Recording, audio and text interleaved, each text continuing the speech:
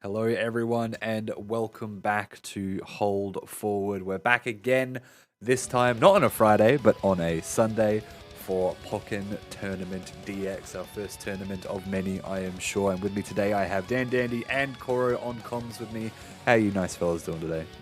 Oh shit, I'm so happy to be here. I'm doing well. It's a very clean night over here at Neo City. Yeah, I'm broadcasting live from within the game. There you go. We're ahead of the game. Yeah, if the audio is fucked up at all, TTH, keep me posted, brother, and I'll chase it up. But yeah, we're getting into it. There's this game it's a lot to take in. Not so much the game itself, but also running the production and stuff behind the scenes. So It's Scott Central here. yeah, I will definitely leave most of the explanation to these lovely gentlemen here. And start collecting stuff on the background. So I'm going to go work away like a little busy bee I am. You guys take it away. Awesome. Stay safe, you beautiful bastard. All right, so Cora, do you want to just give us a quick rundown of what Pokken's about? Right, so if you've never played Pokken before, or if you've only seen a little bit of the game in terms of like trailers or footage, you might be a bit confused as to what exactly this type of game is. Like it's got the name of Tekken in there mixed with Pokemon, so some people think it's like, it plays like Tekken, it's a 3D fighting game, like, Tekken, Soul Calibur, and the like, and it turns out it's actually not. But then the next thing people usually think is, oh, it's kind of like Ninja Storm or something, it's like an arena fighter, and it's partially true, but it's also half Street Fighter, essentially. So it's this really weird hybrid fighter that's you spend half the time in an arena fighter setting, yeah, and the other half the time you're playing a traditional 2D fighter. So there's really nothing that plays like it at all in the rest of the fighting game community, which is what makes it really cool, yeah. Yeah, so yeah, it's going to be really good. It's actually got a lot of interesting systems as well. Seems very surface level, at the start, but you're going to see a lot of really cool sets come out of here. We've got a lot of really good players. We've actually got BAM's two-time champion Antwerp in this bracket here. So one of the top premier players in Australia and OCE. And then we've also got on the other side some Singapore reps in Heavy Bubbles and Do, although I think Do is actually DQ'd because, travel things, I guess. Yeah, the time zone differences. Not much we can do about it, unfortunately. But if he does make it back in time, we might see him in the loser side. Yeah. And yeah, we've also actually got one more player from Malaysia, Shinra. Ooh. Yeah, he's been playing in quite a number of weeklies as well on the Singapore side. He's recently come back in as well, so good to see old faces as well. Yeah, so it should be a good time. It's going to be a pretty small bracket tonight. Obviously, Pokken's usually always pretty small. We don't have too many people playing. Hopefully, we can get some of you interested in joining. It's about like 8 players, 9 players if Do shows up. But like I said, we got some of the best in Australia and Singapore, as well as I guess Malaysia as well. Shinra's got to be one of the best. Like you said, a new player, but I've seen them play quite a bit, and their set style's kind of snasty every now and then. Oh yeah, I was playing friendlies with him the other day, and he is very bold in his read making. Let's put it that Nice. way. Like, Do we have a lot of leaf storms? Yeah, a lot of command grabs coming out from him. Hard read right in the middle of neutral. Jeez, I can't wait to see it. That's a player after my own heart. Yeah, if I don't see any raw leaf storms land in Shinra's game, I'm gonna be a little bit disappointed. Not gonna lie. Might be sweating a little bit too much, but yeah. So we're just trying to grab some of the replays. As we've said, it's a bit scuffed here over on the Pokken side. We don't have proper lobbies per se, and we've managed, well, Cora and I guess a couple of other folks on the Pokken scene have found a way to sort of cheat the system, so we're actually able to grab replays from the set and then present them to you. Yep. So yeah. So while these games aren't like played like live this exact moment, it's basically just fresh off the press. The match would have just happened a second ago, and yeah, we'll be seeing our first match here today. Oh yeah, it looks like it's going to be Santa's Empoleon versus Midane's Pikachu. Yeah, Santa known for his Empoleon play, and Midlane known for his Pikachu. Both these are these players' mains. And yeah, I think these two have fought each other quite often, so it'll be interesting to see what they pull out this time. Yeah, so here we go. Round 1, game 1, opening gambit. It's going to be a pretty tough matchup for the Empoleon, but this is no strange matchup for Santa actually winning the shift there. Going into that duel phase, so now we've gone from the 3D to the 2D section of the game. Yeah, and for Empoleon's side, you just saw him. He did that again. That's Aqua Jet. That's Empoleon's main tool. It lets him lunge in from like about half screen, and it's very powerful. You can cancel into a number of options afterwards. But if that whiffs, then he's gonna be in a bit of trouble there. But so far, he's carrying the momentum and pushing mid down to about half health. Yeah, so now we're going back into the field phase. A lot of projectiles will come out of this phase here. Pikachu's going to try and find his way in. Actually gets put into the corner of sorts. Trying to find his way out is Middenay here. Ooh, misses a shift on that sideway. Yeah, so certain moves in feud and in duel will shift to the other phase. There's an invisible point counter system going on in the back in duel to decide, when this feud ends and when we're going back to feud. So it's on a higher level play. It involves a lot of counting those invisible points and deciding when to do it. And mid just there, he used his super. So you see that meter around the player's portrait, that's the burst meter. So when that fills up to the maximum, they can activate burst, which is kind of like a soul charge or some other installs, and they can run with it for a little bit. And while they're in that mode, they can use their super once per time. So that's how that meter works.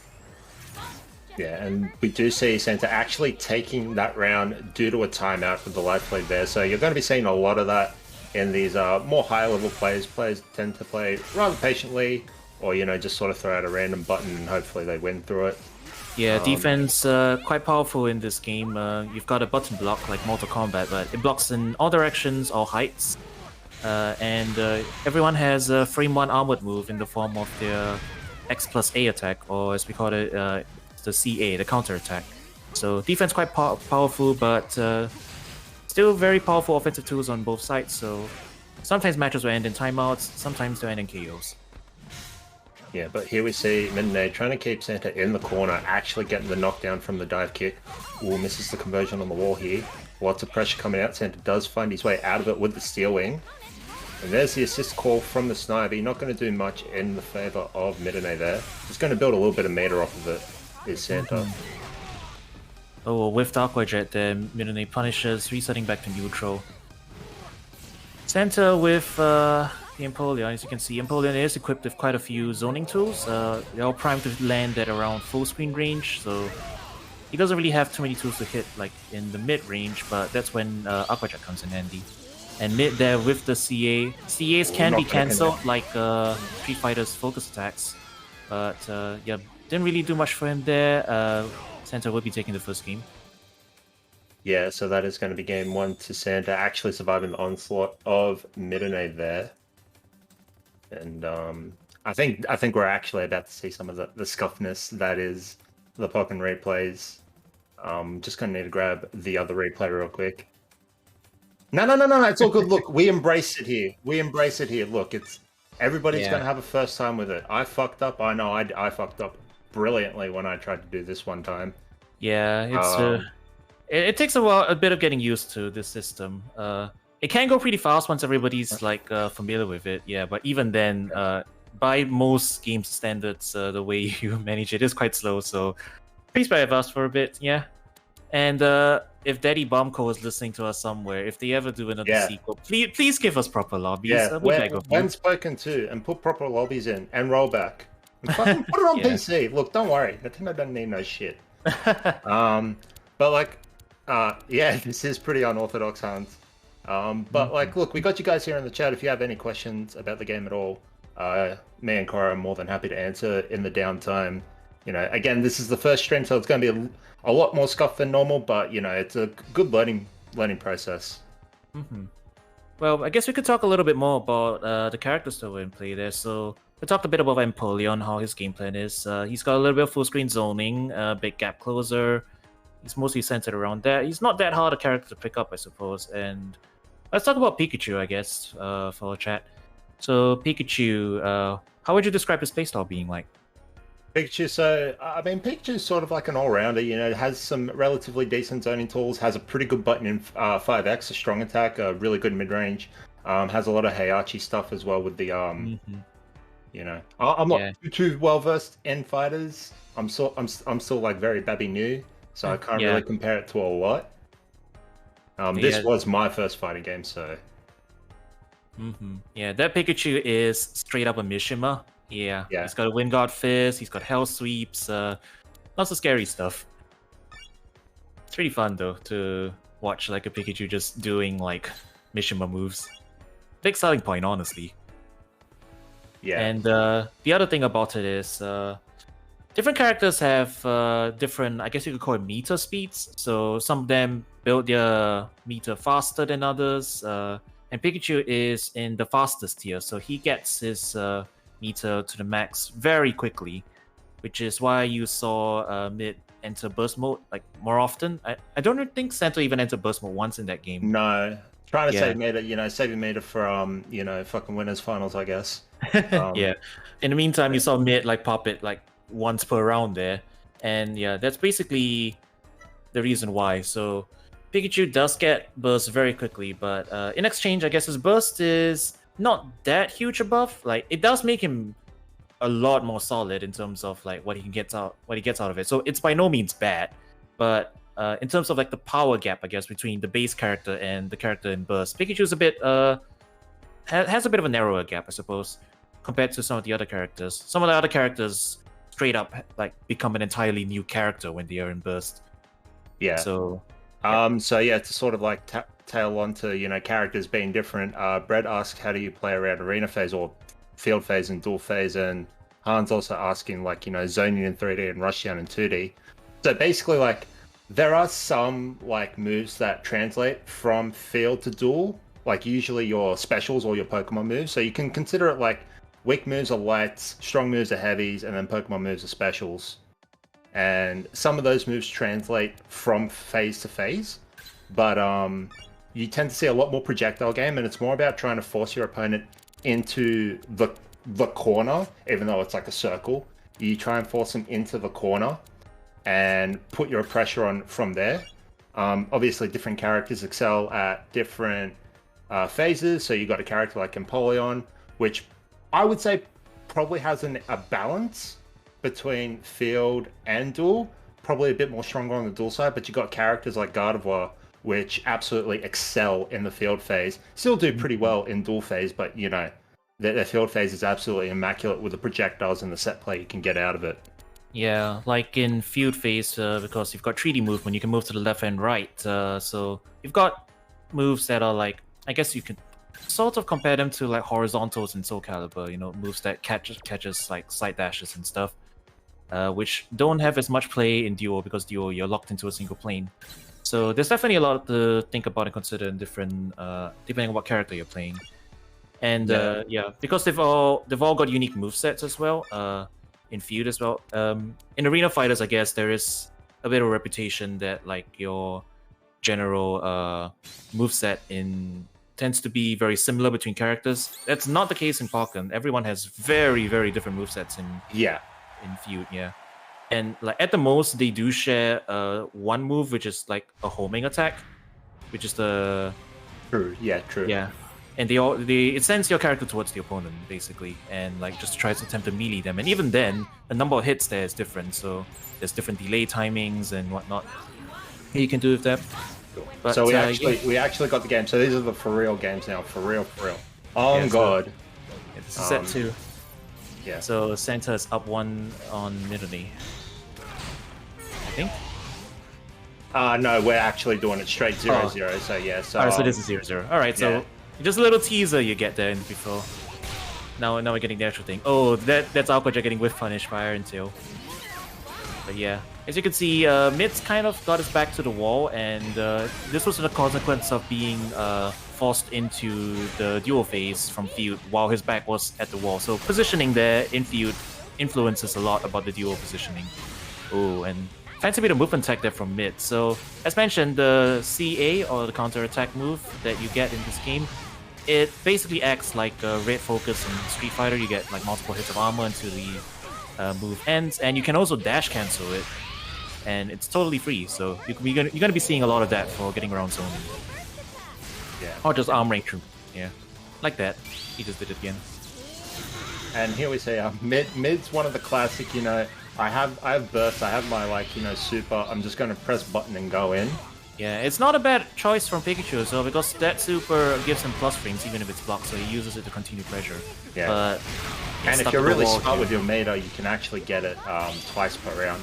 Oh, we're gonna see the burst mid jump. Oh, I love this burst attack. Alright, so this is the super, this is the blue monarch, or, you know, if you hear Emp's audio, it sounds like you're motorboating a little bit. I love it. It's so good. What a way to win that first round by Santa. Yeah, so that super is a grab, so you have to jump it to avoid it. If mid didn't jump or he just blocked it, then you know that's how he got hit. Yeah. Oh, and Hans, there are guard breaks in this game. It's actually very pivotal against certain characters in certain matchups. But yeah, but now it's Santa's turn to be stuck in the corner from that field phase shift, and he's taking a whole bunch of damage there. And mid opting to shift back to duo with a grab. So grabs are one of the moves that will automatically shift the phase regardless. Regular grabs, that is. Command grabs, it depends. And now he's in burst again and using the meter. Okay, using his super there again, trying to close in pressure, keeping the plus frames, locking Santa down in the corner. Now he's declaring burst as well. So when you declare your burst, you get a little bit of a shockwave that is frame 1 invincible. You get a little space there. So the activation itself is also a tool that you can use in the arsenal.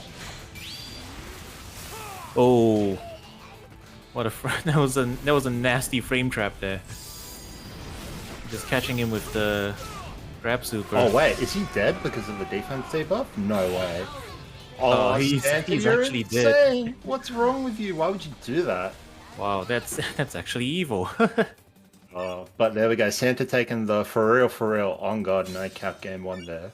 Yeah, and now that's another thing that we can talk about. This game has buffs and debuffs. You can see the little icons that pop up next to the player's life bar sometimes. Yeah, there's like usually active things going on there. So what Santa did there was he hit with Stone Edge. That's Stone Edge? No, sorry, Rock Smash. Yeah, Rock Smash. That's the move where the rock pops up and he breaks it. And if that lands, it applies a defense down debuffs. So the player who gets hit by it just takes extra damage, and that's why that super hurts so much. Yeah, so Hans, you're asking if guard breaks are in this game. There is. Every shield has a set amount of shield health. Different character shields have different amounts of health. Once you break it, they lose meter, whoever's shield is broken, and you actually are able to get combos depending on which button you press. You can't just go for like a super slow button. It has to be, I think, like I-19. The frame data is very not per normal as what you would see from other fighting games. But you can get combos off of a shield break or a guard break. Yeah, I think it is. Did you just play the same game? Oh my god. Oh, slicing my boy. Yeah. Don't worry about it. I'm trying, chat. I'm sorry. It's okay. Yeah. This is how all Pokken streams start. Don't worry about it. Yeah. Yeah. Cool. But yeah, so and also there is chip damage in this game, so while you can't kill off of chip damage, it does lend towards, you know, the pressure on shield. So guard breaks do actually happen quite often with characters that have really good shield pressure. So Empoleon's a really good example against certain characters that have low shield health. So I think there's 3 of them in the game. There's Weavile, Shadow Mewtwo, and then like one other character. I think it's Sword, like Aegislash. Yeah, Aegislash. Yeah. You can actually do like a fully like pure block stun combo and it will break shield and then you get a conversion off of it. It's insane. And you just use that with your assists as well. So yeah. Yeah, and while you do have like heavy proration on it when doing a combo after a shield break, that's the meter loss is sometimes really important because denying someone meter is a very viable strategy in this game. When you're in burst mode, you get a variety of benefits. You just get like a flat damage buff, a flat defense buff, and you get this thing called burst armor, which prevents you from taking any hits done from light attacks, and the opponent can't do anything about it unless they either A, get an attack buff of their own, or B, if they enter burst themselves. So meter management is a big part of this game as well. Yeah, but here we see Santa going for a cheeky little tick throw off for the homing there, trying to apply some of the pressure. Actually baits out the 5X, gets a counter hit. Ooh, now we're seeing the Imp bombos. Yeah, Empoleon's or his neutral is a little bit linear, I guess, because of his tools. You know what's gonna be coming. When he actually lands a hit at the corner, he's gonna hurt. Does a lot of damage, and he's one of the higher health characters in this game, so you know he can afford to take his time, get hit a couple times if he just gets into the good positioning there. And yeah, it's really working out for him there. So you can just sit back now, throw out projectiles, hope that mid slips up.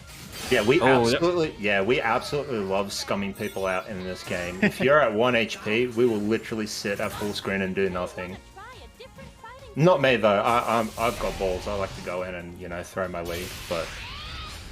Yeah, well, we see mid entering burst here, and he's packing the Jirachi support this time, so you've probably been seeing the assists so far. They're kind of like KOF strikers, or like, if you played like the really old Marvel games with the assists, yeah, basically like that. And Jirachi gives a synergy burst buff, so what it does is it just makes burst hurt even more, but it doesn't do anything if he's out of burst, and mid just didn't manage to get too much off of that on activation, so he's stuck in the corner here against Santa, who's himself in burst now in this kind of a bad position. He DP's out of there, but yeah, it's a bit of an uphill climb, and you can see that shield turning very red, so that's the indication that like he's getting close to a guard break, but he manages to get out of this situation. Yeah, so Midnay sitting on like what? Oh, maybe that's not two touch. Oh yeah, so one touch situation now. Has to be careful. Oh, the Dragonite's up for Santa, so we might see. No, we're not going to say it. We're just going to go for the drill pack. All right. Yeah. Ooh, boy, the patience from Santa there after landing Aqua Jet, because he can do a couple options out of Aqua Jet there, and doing nothing is definitely one of the choices that you can make. Not one that most people would do, but for an experienced player like him, he just does nothing, waits for mid to try and like respond to it, and he went for the move that puts him into the air, and then he just drills backs him. Yeah, that's just unfortunate, but yeah, mid send down to losers. Mm-hmm. Yeah, so mid will be in losers, but we'll probably see mid make the run back. Midnight's actually been putting a lot of work into learning the frame data in this game as of recently. Yeah, he was a very explosive player. You can see plays Pikachu, gets meter fast. Jirachi is actually one of his favorite supports there because it just complements the get into burst and just make the most of it style that he used to play. He's been expanding his repertoire recently, though, with a lot more patient play, and actually, studying up the frame data. Famously, he did not know frame data. Yeah, and it was already like insanely scary to play against before then. So, yeah, big rip to everybody in the scene. Mm-hmm. He's coming for everyone, but strong showing from Santa, one of the top players as well, famous with the Empoleon. Yep. So we're just grabbing a couple of replays. In the meantime, we'll be with you shortly. Go through chat. Any questions as well? I'll be happy to answer them. Yeah.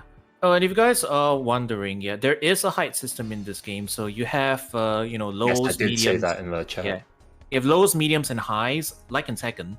But it usually comes into play when you have two moves that are trying to like go through each other. So you've got like low moves that are high immune. You've got moves that like are low immune because they're jumping over you. So things like that. But if you're holding the block, block is just universal. It'll block you everything. got all. Yeah, you got all. So mix-ups there against somebody who's like blocking a lot is either you grab them or you break their shield, which the game does gives you a lot of options to deal with it. So button block, while it is strong, it is pretty balanced in the context of this game. Right, so Han's asking, what character is the most exotic in this game? And Koma fucking memeing with the Lucario? No. So I would actually, Majora says Darkrai. I would actually agree with the Darkrai. So Darkrai, I Hans asked earlier, you know, do some zoners like absolutely benefit from staying in field? There Darkrai was, is definitely one of them. yeah, I don't know if it was just NA or if it was just a meme, but there was a time where a lot of Darkrai players would exclusively stay in field phase, despite Darkrai having is Bad Dreams Rising an install? Would you say? Yeah, I would consider it an install. Yeah, so Yeah. Darkrai is an install character. He has to land a very specific move from field into duel in order to enter like this powered up state where he's really, really good. But if he gets like thrown into duel and he doesn't have that, then he's just struggle city. Yeah. Very early on, a lot of people say Darkrai was like the best character in the game when in BDR, but the worst character in the game outside of BDR. And that sort of like accentuated the point where a lot of Darkrai players, because I can't remember if we mentioned it, there's like phase shifting mechanic called PSP, like phase shift points, where once you accrue a certain amount of points based off of the moves that you use, you shift between duel to field. And that exists in field phase as well. It's a little bit tricky, it's a little bit different, but there were ways for Darkrai to constantly stay in field phase without shifting. Yeah, he can like either opt to stay in there, or because some of his moves in field will stun, so he can take that opportunity to go into combo and then link into the move that gives him the install. Or he can just like leave the opponent there, set up more traps, set up more projectiles and whatnot. But yeah, on the other hand, we've got Blaziken on screen, and this is a character that is, compared to Darkrai, very, very simple to play. He is very rushed down, he is very Anga, we're already seeing it. The red armor moves coming out. Look at Shinra just getting blasted. Yeah, so Blaziken, very much rushed down, has Blaze Kicks there, forward special, can be enhanced by holding the button down, does apply recoil damage, but gives you insane damage. As you can see right there, the Sceptile just fucking got obliterated. But yeah, but again, requires a lot of health being used as a resource. Yeah, if you keep an eye on Teclis's health bar, you can see like he's accruing a lot of gray life when he's like using all these moves. He did it! That's what I was talking about. So that's well, I can't talk right now. That's his command grab. Yeah, the command grab Leaf Storm, yeah. so it grabs the air only. Out of the air. Yeah, air only. Air only. It does not connect on anybody who's standing. So to do it raw means he just like red Teclis going for either for a jump or going for Blaze, because Blaze Kicks is airborne, so he will catch him out of it. Yeah. And yeah, it's just wow. This game is just really explosive. There's barely any time to talk about anything. Just everyone's just dying very quickly. Yeah, so Shinra's going to be doing a lot of damage with anti-airing. A lot of Blaziken's moves. He went for it again. Have like like the hive property, so you can just anti-air a bunch of Blaziken's moves. Blaze Kicks being one of them. And then we see a cheeky little I guess sort of like an auto combo, the crit Leaf Blade into the Giga Drain. Yeah, so Leaf Blade. Yeah, Leaf Blade is a long distance command grab. So Sceptile, he has two. One of them catches in the ground, one of them catches in the air. Gives him Oki, and in the corner gives him the combo. And now both players popping burst, bounce back against each other. Teclis opted to play a little bit safer here. He accrued a lot of great life from the offense there, and he's clipped by another Leaf Blade, unfortunately. He's stuck in the corner.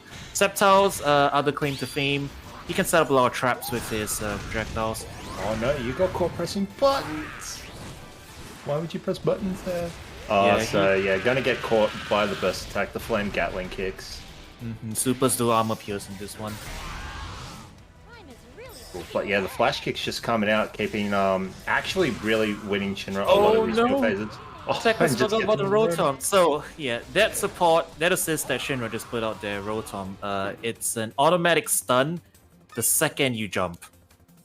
And it looks like Teclis just forgot about it, jumped into the air, and immediately got caught. So unfortunate. At that lower health, that just leads to death. Yep, so here we are going into game 2, Shinra up 1 game. No character swaps, so I guess Teclis is just going to be pressing 6A and hoping, living on a prayer and a dream here. Yeah. But yeah, so a very explosive matchup. Blaziken kind of needs to play a little bit patient here.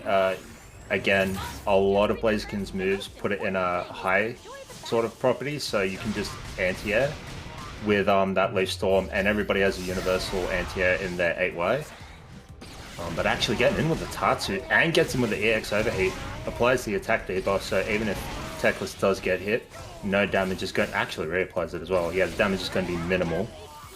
Oh, wow, he's lunging at him from halfway across the screen. I'm a little terrified by the way he's playing. Oh, and yeah, there he is. He's getting shifted. So when you get shifted from field to duo, you lose a lot of your gray life if you have it there. So Teclis there from 2/3 health, because almost half of that was gray life. He just gets dropped down into rage, and now the tables have really turned against him. He's in a bit of a bad position here. Yeah, Teclis actually doing what, like 60% of his life to himself? That's crazy. Yeah, it's just unfortunate. Yeah, playing around your gray life if you're a character that does a lot of recoil damage is one of the things that you do have to keep an eye out on when you're playing this. When you're playing around the phases, because winning phases gives you back gray life, and losing phases like permanently loses some of it as well. All right, Shinra, the Teclis ups the pop the burst. Oh no, he forward dashed. Oh yeah, no, that's gonna be by the forest flash. Yeah, that's super. Gonna be connecting. He did get some health back from the Eevee. Eevee, that assist, heals a little bit of gray life, gives an attack buff, so he's not in as precarious a situation as it could be, but he's gonna have to make the most of his burst mode here. Oh, and yeah, Blaze kicked his armor through. He's locked in the corner there. Did Shinra press the button? He jumped. Okay, he's avoiding it. Punishes with the dive kick. Very fortunate there. Oh, he's going for that DP. Oh, that's so much damage as well. Shinra with that single whip grab. Oh no! That's what a hard call out. Yeah, it's I feel like Shinra had that on lock. It was like I can sense the Blaze kick. I'm gonna wait. I see the Blaze kick and I go for the Leaf Storm and I'm gonna win, taking it 2-0. Yeah, oh boy, that is Zuna drop. It's just like, because there's like, when you actually get hit by it, the animation for the startup just flows so naturally into the animation. It always just makes you jump when you get caught by it in the middle of nowhere. I don't know, that's just me personally.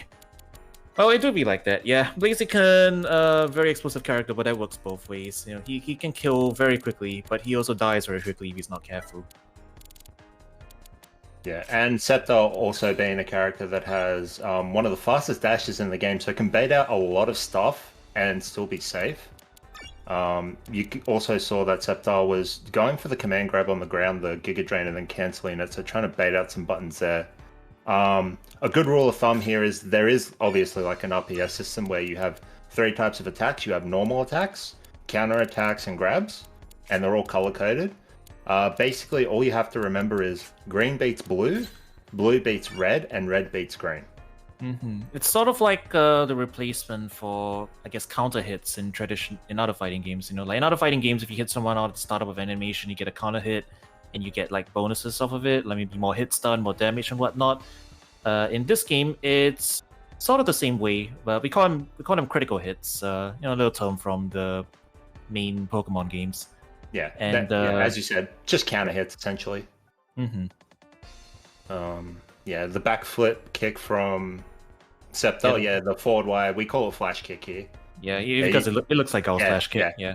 It is unsafe if done up close, but it's got a lot of range here. You can sidestep it as well though, so there's options around it. But it is a very powerful tool in his kit to get phase shifts. Oh, yeah. So, just having a look at the bracket. I think the next games we will be seeing will be Santa versus Icebergie. So this will be 2 New South Wales players. So the top 2 NSW boys. Santa taking 2nd at BAM and Bergie taking 3rd at BAM. We saw Santa earlier with the Empoleon and Empoleon main. Since day one, has dabbled in other characters, so we might see the Krogunk, we might see the Jet character. And then we've also got Bergie, who is... So we like to shit on Bergie here. We do a little bit of memeing, we do a little bit of shit talking. Bergie is... Honestly, I'm always rooting for Bergie in my heart. You'll never hear me say that to his face, but...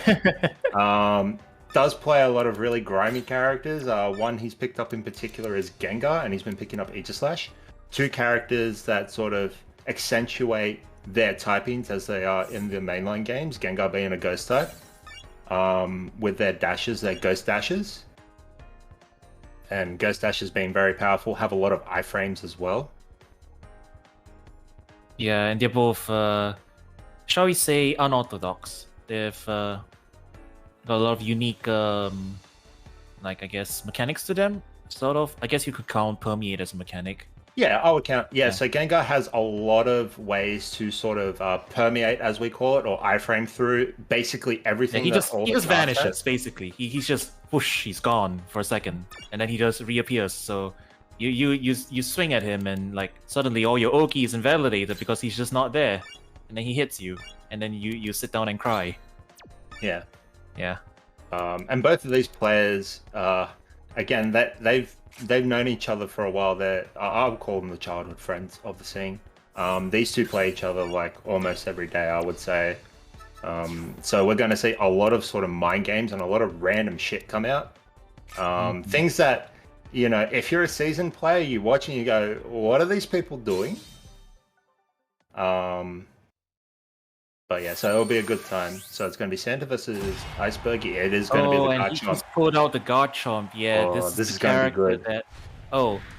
If you guys have seen the clip that showed up on Sagem's Will It Kill, yeah, that was him. This is the Garchomp that's responsible. Yeah, this is the Garchomp that is responsible for losing all of your Sagem bucks. So there's another reason to root against Bergie. Yes, this is the guy. Alright, so Garchomp. He's a rushdown character.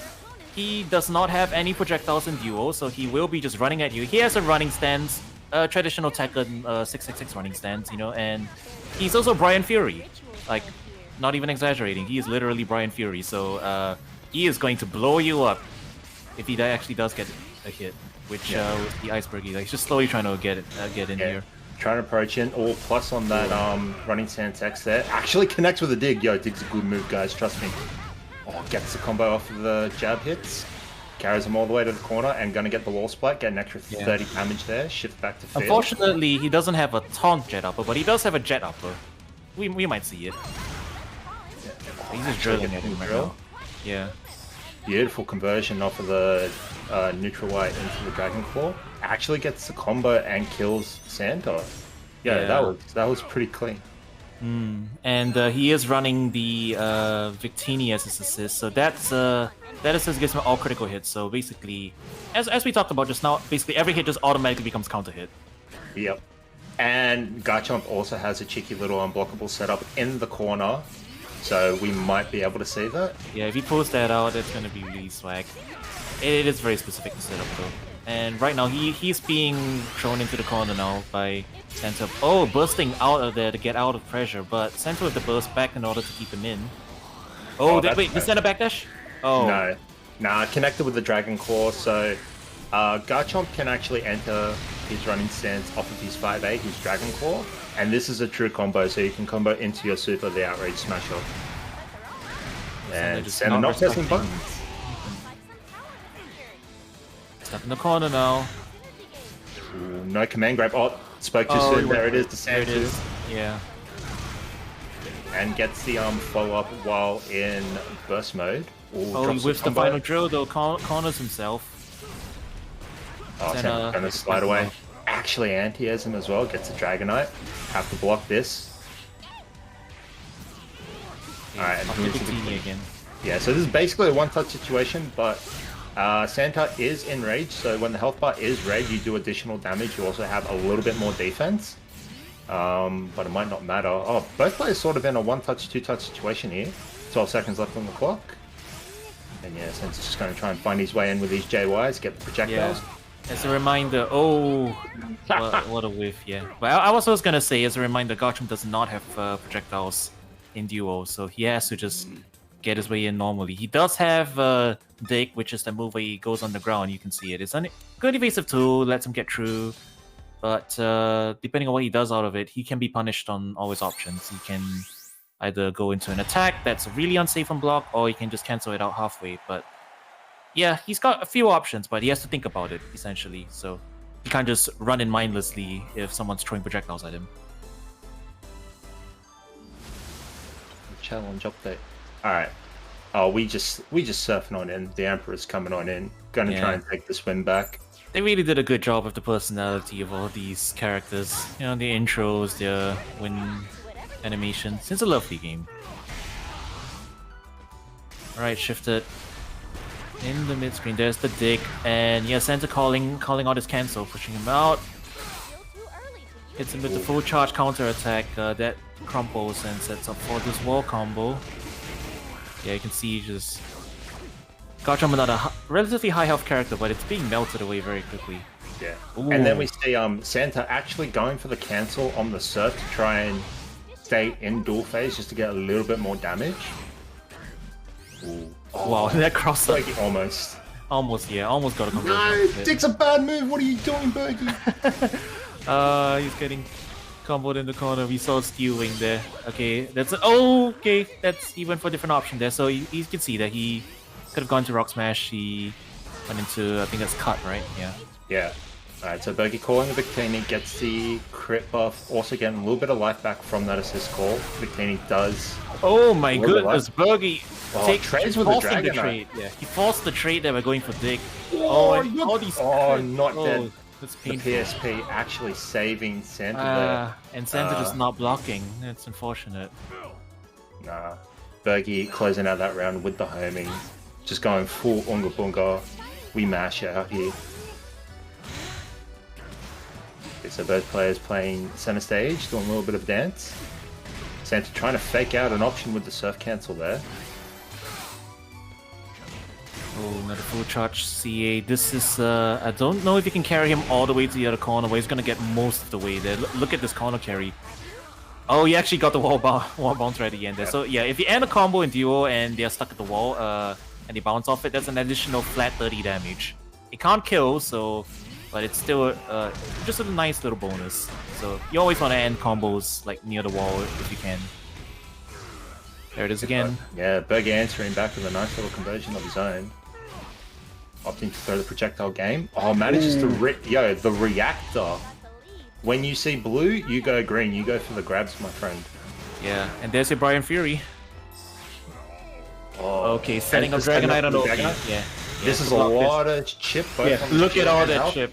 Yeah. Yeah, Bergie feeling the pressure, forced to go for the burst. Oh, that was a non-crit on the C8. Yo! Anna, what are you doing? The instant running stance overhead. Wow. That's, yeah, that hurts, man. It hurts to get hit by. Yep, so Bergie taking a 2-0 against Santa. He wished he could have done that at BAM, but unfortunately, we aren't at BAM anymore. Yeah, still pretty strong showing, I guess. He got pretty close sometimes. Managed to get a couple chip setups there. Unfortunately, Garchomp is one of the characters with like the higher shield health, I think. Yeah. So, probably. Actually, I think it's at the middle range. Oh, he's in the middle shield range? health. Shield health. Yeah. Yeah, I think it's only Fuck. I've said this so many times. I think it's like Sizzle, Blastoise, and like one other character that has the highest shield health. But Garchomp does have the highest HP pool in the game, or the value, 660. Yeah. So you can make a lot of wrong guesses there and still be okay. Yeah. Oof. All good. So yeah. Yeah. Well, Garchomp is definitely a character that will be holding forward. Oh, absolutely. In fact, it's absolutely advised that you hold forward, otherwise you just don't get some of your best moves. So yeah, what other characters would you say are a little bit unorthodox? I mean, I know you said all characters are very much unique, but in terms of like fighting games, what would you say are a bit more unorthodox? Yeah, we did mention Aegislash briefly just now, and it is a character that might be showing up tonight potentially. So I guess we should talk about him a little bit, right? So he's Aegislash is a stance character. He's got his regular sword stance, and he's got a shield stance. Several moves in his moveset transition him into shield stance. So if you play Tekken, you know how some characters have stances there. It's kind of similar to that. Like you can go into the stance, and then from that stance you have a couple extra moves that you can throw out, and then you can go back from there. Slash is the only character who has like a stance that's that heavily integrated in them. Some other characters have like flying stances and whatnot, but his is probably the premier stance character in this game. Yeah, And when I he's would in say shield, that. when he's in shield stance, he actually loses the ability to block, but he's just permanently blue armored. So Yeah. he just absorbs everything, but you know he will get counter hit if you grab him while he's in that mode. And sword stance is more focused on, I guess, playing footsies. I guess he's got good pokes, very good reach, and shield stance on the other hand is a zoner. So managing between like which stance you're in, really important. Yeah. Yeah, Han's saying And- that seems really technical. It's funny Yeah, that he you is very say that technical. because the game classifies characters into 4 archetypes: your standard, power, speed, and technical. And each slash falls in the technical side. Mm-hmm. So yeah, it's actually very apt that you would say that. But yeah, Yeah. does He also also get has, blown like- up super quick if you're not careful. Has the lowest or the second lowest HP pool in the game with 510. Aegis Slash is definitely one of a glass. It's more of a glass cannon type, but he does a lot of damage. Like just his regular, even a few phase melee combo. He's on like the upper tiers of that. Like he can just delete your health. And it's not just the stances are just one thing, but he also has like additional complexity to him. He's got like just frames on a number of moves. He gets like buffs if you continuously shift stances. He gets a unique buff for like hitting a certain number of like, was it like 7, I think, or Yeah, it was either like 7 or 8. 7 or 8. Like if you change the stance to 7 or 8 times, he gets another unique buff that stacks on top of it, which you can cash out by hitting a certain move. And like there's a move that you can put mist down, and when he changes stances, the mist explodes. So he's got like an Oki setup with a trap, and there's just a lot to Aegis Slash. He's a very unique character, yeah. Yeah, But so he's also very powerful. If So you ever if we want do to pick see up him this later, game, yeah, if you ever want to pick up this game, Aegis Slash is DLC, so it is very much a pay-to-win character. yeah. But yeah, Lightning Flare asking, are there any Brexham players in the bracket? I guess we technically have 2 players. Like Bergie does have a Brexham. It's a very scuffed one, but it does exist, and I'm pretty sure Techless also has some type of Brexham as well. Yeah. Brixen. But Brexham's yes. not a very common character we see over on our side of the Pokken world. I do know we also... Oh, what's the player's name? Is it Unky or Unky? Yeah, Anki, unknown life Unky. form. Yeah. Yeah, Unknown Life Form. They play From Brexham. Thailand. Yeah. Mhm. Very powerful Brixen. Yeah. Brexham's actually another unique character as well. One of the only characters that can cancel moves with supports or assists. Yeah, she's off in her corner playing Marvel. That's what she's doing. Yeah. A lot of the times we'll say you're not actually playing Brexham, you're playing the support set. Because the support set is what you're going to be using most of the time. But a very powerful character in her own right. Has a lot of execution as well with the flame charge cancels. There's actually ways to extend a combo. You sort of like do 8x and then you can time it so when you land you can do it again and it makes a true combo. Has a lot of shield pressure as well in the corner. Some good stuff like that. But yeah, so we're just waiting on some replays. Shouldn't be too much longer, folks. Yeah, I think the next game is it Antwerp? Versus Antwerp. Cooper. So this is okay. actually going to be really cool because as I said before, Antwerp is the BAM champion, 2-time BAM champion. Even though Antwerp was incredibly sick when he entered the bracket, he still somehow managed to destroy us. But one player that he sort of struggled with was Cooper, an up-and-comer in the scene. Yeah, and Cooper is a God of War player, so I think you were asking just now about like characters that like excel in field. God of War, Zona character, definitely one is one of them that's really powerful. No. But we see Ant is going for Chandelier, and Chandelier perhaps is the purest zoner in this game. She embodies the classic archetype, you know, If powerful you at long like range, lasers, you're gonna explodes if love you get it. Shandy. Yeah. There's going to be lasers galore coming out of this Shandy.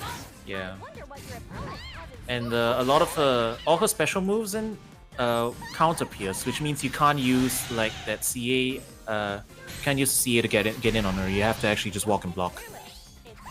Yeah, so you're basically essentially locked out of 1/3 of the triangle in this game, or in this matchup.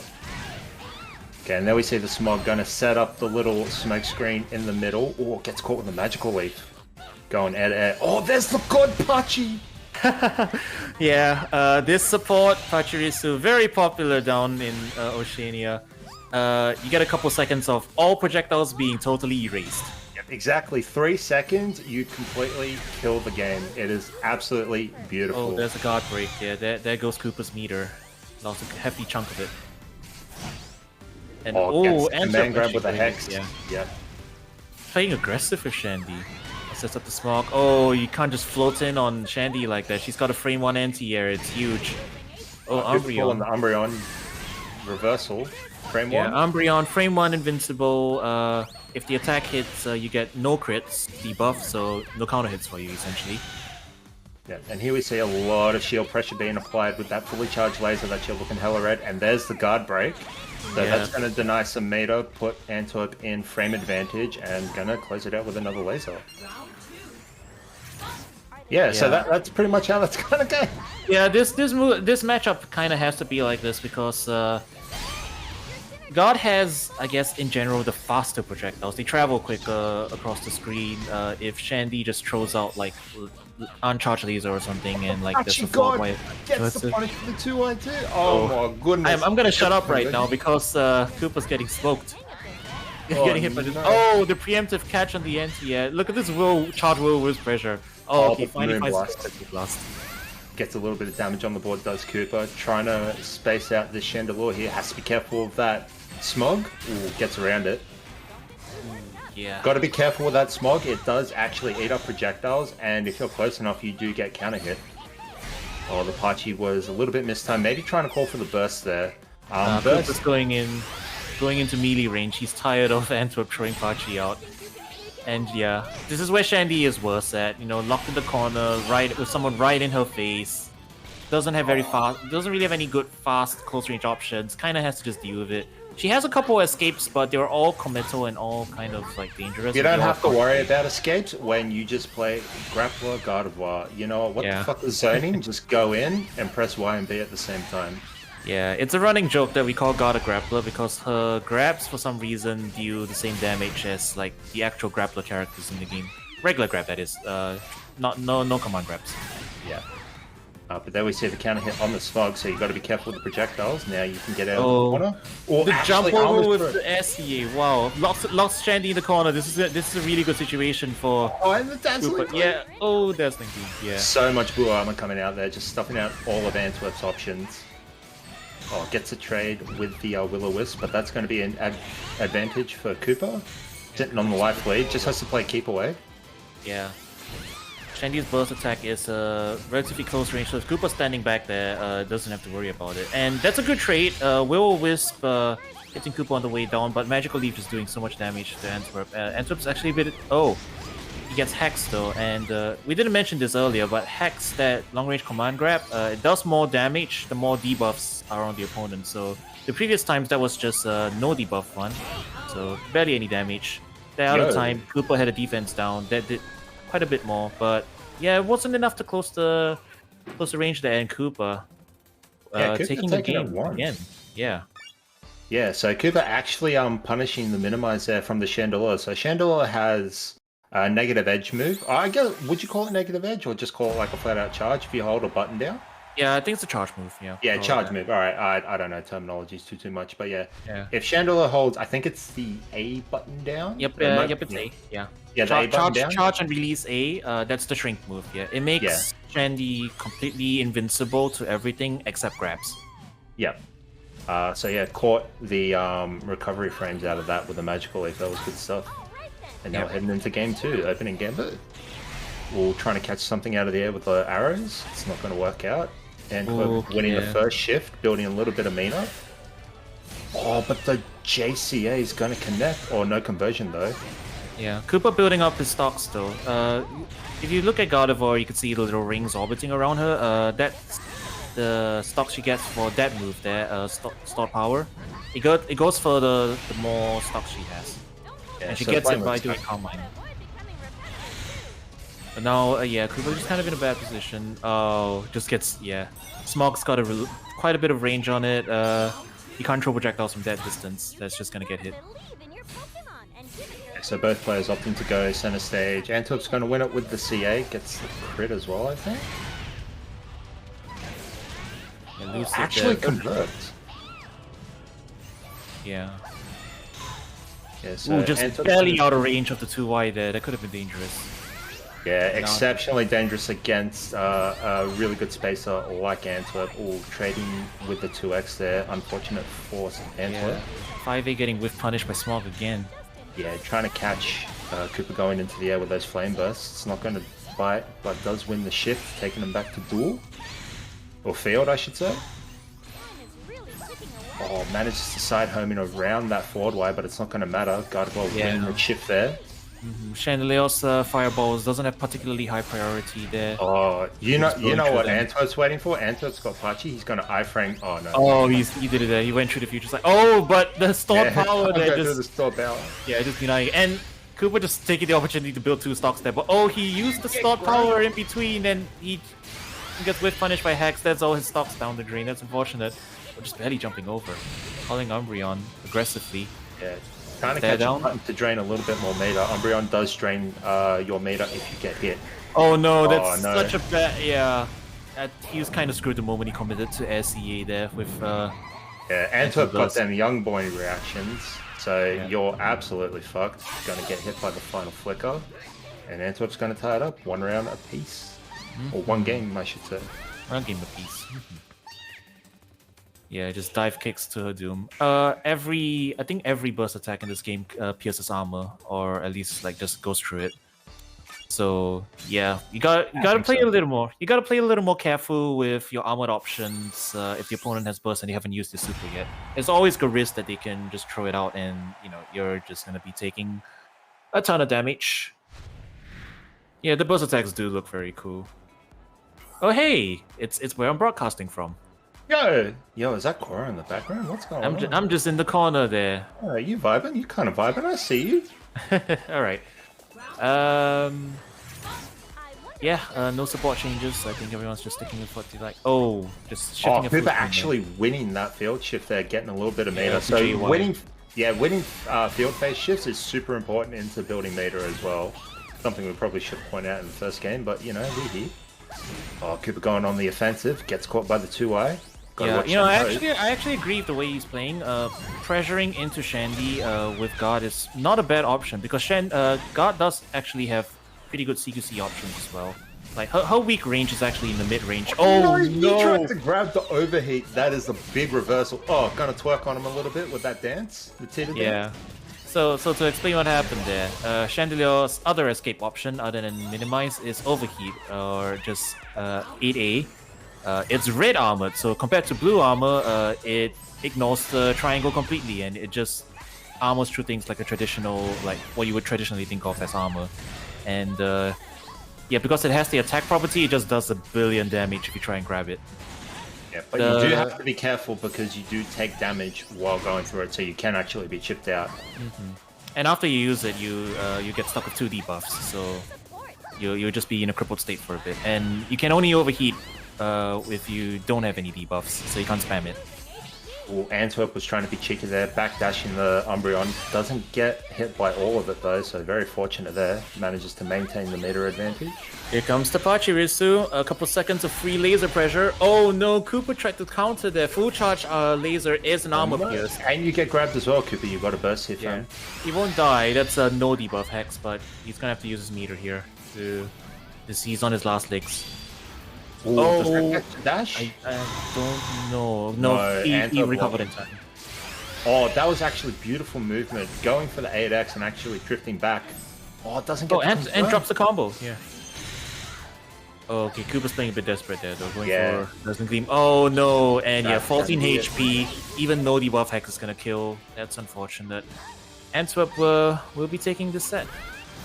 Yep, going up to 1. GG's to both players. So unfortunately, Cooper not able to get the run back at the moment, but Cooper very much a formidable player.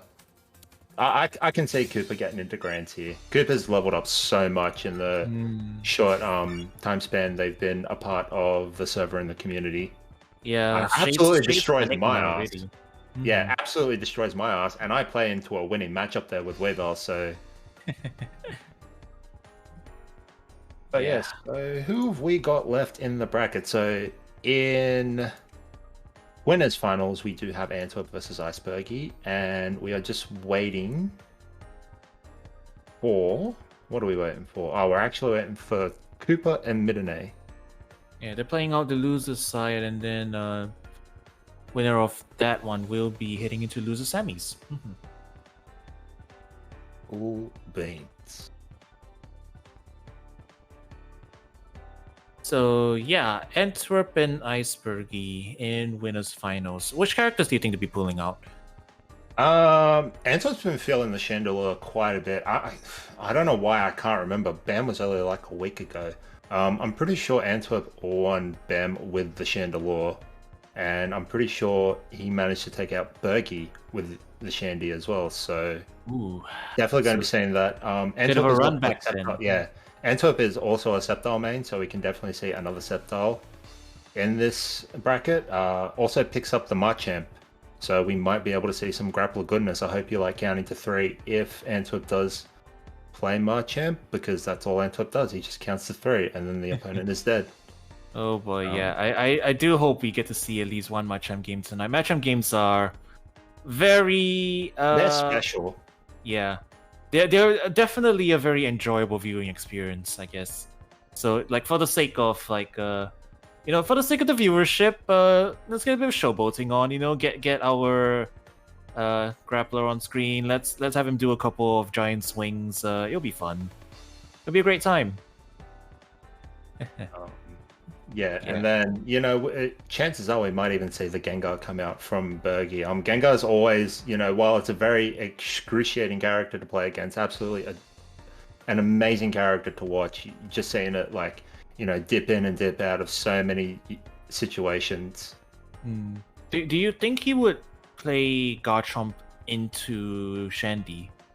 Or do you think he will actually go for Gengar? I think he would go for Gengar. Just in my personal experience, playing Garchomp into Chandelure, you just get caught out of so many things. You really can't approach with running stance because, you just get shot out of it with laser. Laser can be fully charged to break through counters, and Garchomp does have a command counter, so that's sort of out of the option. You can try and go underneath through Dig, which is completely projectile immune, but you can sort of just anti-air the follow-up after that. So it's very hard to get in if you are at full screen. I don't think it's something that Bergie would like to play into, but I mean, he picked Garchomp. He might just be feeling Garchomp tonight. He might. So I guess we'll have to see then. Most likely he'll either be playing Garchomp or Gengar into Antwerp's Shandy. Assuming he does stick on Shandy, and like assuming it like we don't just get something crazy like a Machamp Ditto or something. Yeah. So yeah, it looks like it will be Cooper versus Madonna that we might be seeing in a little bit. We just got to go grab the replays for that. Just bear with us for a few more minutes, folks. Again, this is sort of like a learning process as well. Pokken's always just been very difficult to stream, so I guarantee you it'll run much more smoothly the next time we have it. Trust me on this, folks. I never lie to people. But yeah, I guess in the meantime, what else can we talk about, Quaro? Can we talk about Libre? I want to talk about Libre. Can we talk about Libre? Let's talk about the fucking demon rat. Go on. Go on. Yeah, Libre. She's my gal. She's my main. I love her. She's a tiny. Okay. Anybody in chat play Tekken? Anybody? Show of hands. What do you guys think about Armor King? You guys like Armor King? Do you like seeing him? Do you like see him in doing Shining Wizards and whatnot? Wait, does he have a Shining Wizard? I don't remember. Whatever. Do you like Armor King? If you like Armor King, how would you like to see a tiny electric mouse do Armor King stuff. So That's Libre. It's so disgusting. I She hate is Libre disgusting. so much. You want to She talk is- about timer scamming? Libre is the queen of timer scam. Yeah, but also if you just want to play her super aggressive and like just Vortex City, you can as well. Oh, she can't do Dark Opus, unfortunately. She can suplex you though. Yeah, And she can suplex you, she can Tombstoner you, she can Shining Wizard you. So there's a lot of things. She also does Armor King's intro. That's why I call her Armor King. Like the one where she's like, it's like a reverse push-up, she's on her back. a little mouse Yeah. doing unblockable setups. Oh my god, the Yes. mimics use. She's got unblockable. Yeah, she's got filthy jeez. unblockable setups. Yeah, she's no. she's a possessor of a command grab that hits both ground and air. So you can't jump it. You have to tech it. And in this game, you tech grabs with attacks. So you don't like grab the same input. You don't like hit the same grab input to tech it. So yeah, it being able to air grab just means like you have to hard commit to an attack just to avoid it, which is, yeah, you gotta deal with it. And also, if you get hit by the command grab, she slaps you with a speed down debuff, Yeah. which And runs away. absolutely cripples your walk speed. So you're just not playing. You're not playing footsies at all. So Well, you don't have need to. mash? You don't need to mash, but No. you gotta. You just like, need gotta to accept. Yeah, you gotta commit to like a jab or something if you want to break it. Any is other will do, but basically you have to commit to something in order to break it. Yeah. The unblockable that she gets, she does need an assist for it, so it's not something she can just do for free at any time. But yeah, it is pretty grimy. She is Can very you- hyped to watch, though. Can you I'll- extended state through it? no, you can't. You Mimikyu's can't? just No. Mimikyu's okay. just too angry. Mimikyu's too angry. Yeah, no, because Yeah. like I remember seeing like Twitter clips of people like using extended state, but I don't know if it was a mistimed Mimikyu call or like they extended state and then they're just able to block, the I'm pretty Mimikyu and sure. hits it in block stun. so Yeah, you it's can't pick definitely up. probably a mistimed Mimikyu. Then if Yeah, you do it alright, properly, there's no escaping it. Yeah. But like, yeah, well, memes aside, Libre is, I think, one of the flashier characters in this game. It's just the draw, the same kind of like advertising you get by seeing like Pikachu doing Electric Wind Guard Fist. Like seeing another Pikachu like suplexing a Pokemon 3 times bigger than her. It's just amazing. Speaking of, this is her stage. Look at the giant golden statues of her. Yeah. In the back. And it looks like we'll be going into Shinra versus Santa here. Oh, okay. We're seeing another game from the loser's side. That's cool. The other side of the Kubo versus Midley game. So we gotta see a little more Shinra. I want to see Santa get raw command grab. I can absolutely feel it happening. I'm pretty sure you can Leaf Storm Steel Wing anyway, so we're definitely going to see it. Santa does love these Steel Wing setups. Gets a lot of chip, a lot of damage if it hits as well. Wow, jabbing out there. That's so brave. All right, so that's the other tool that I think Shinra likes to use a lot. You might be seeing it. That's Detect. It's a command counter. After he does that, he vanishes, and you can do a little swing up top. But right now, yeah, he's just kind of getting bullied a bit. Finds a leaf blade at least. Gets Coroquetz, catches center. Ooh, the Big Yeah, that's damage. off the JY Ledge to it, Commander. Yeah, but does have to be Unfortunately- careful of that attack debuff now. Not going to be Yeah. doing that much damage. Ooh, the Yveltal is going to be called. Shinra is blocking.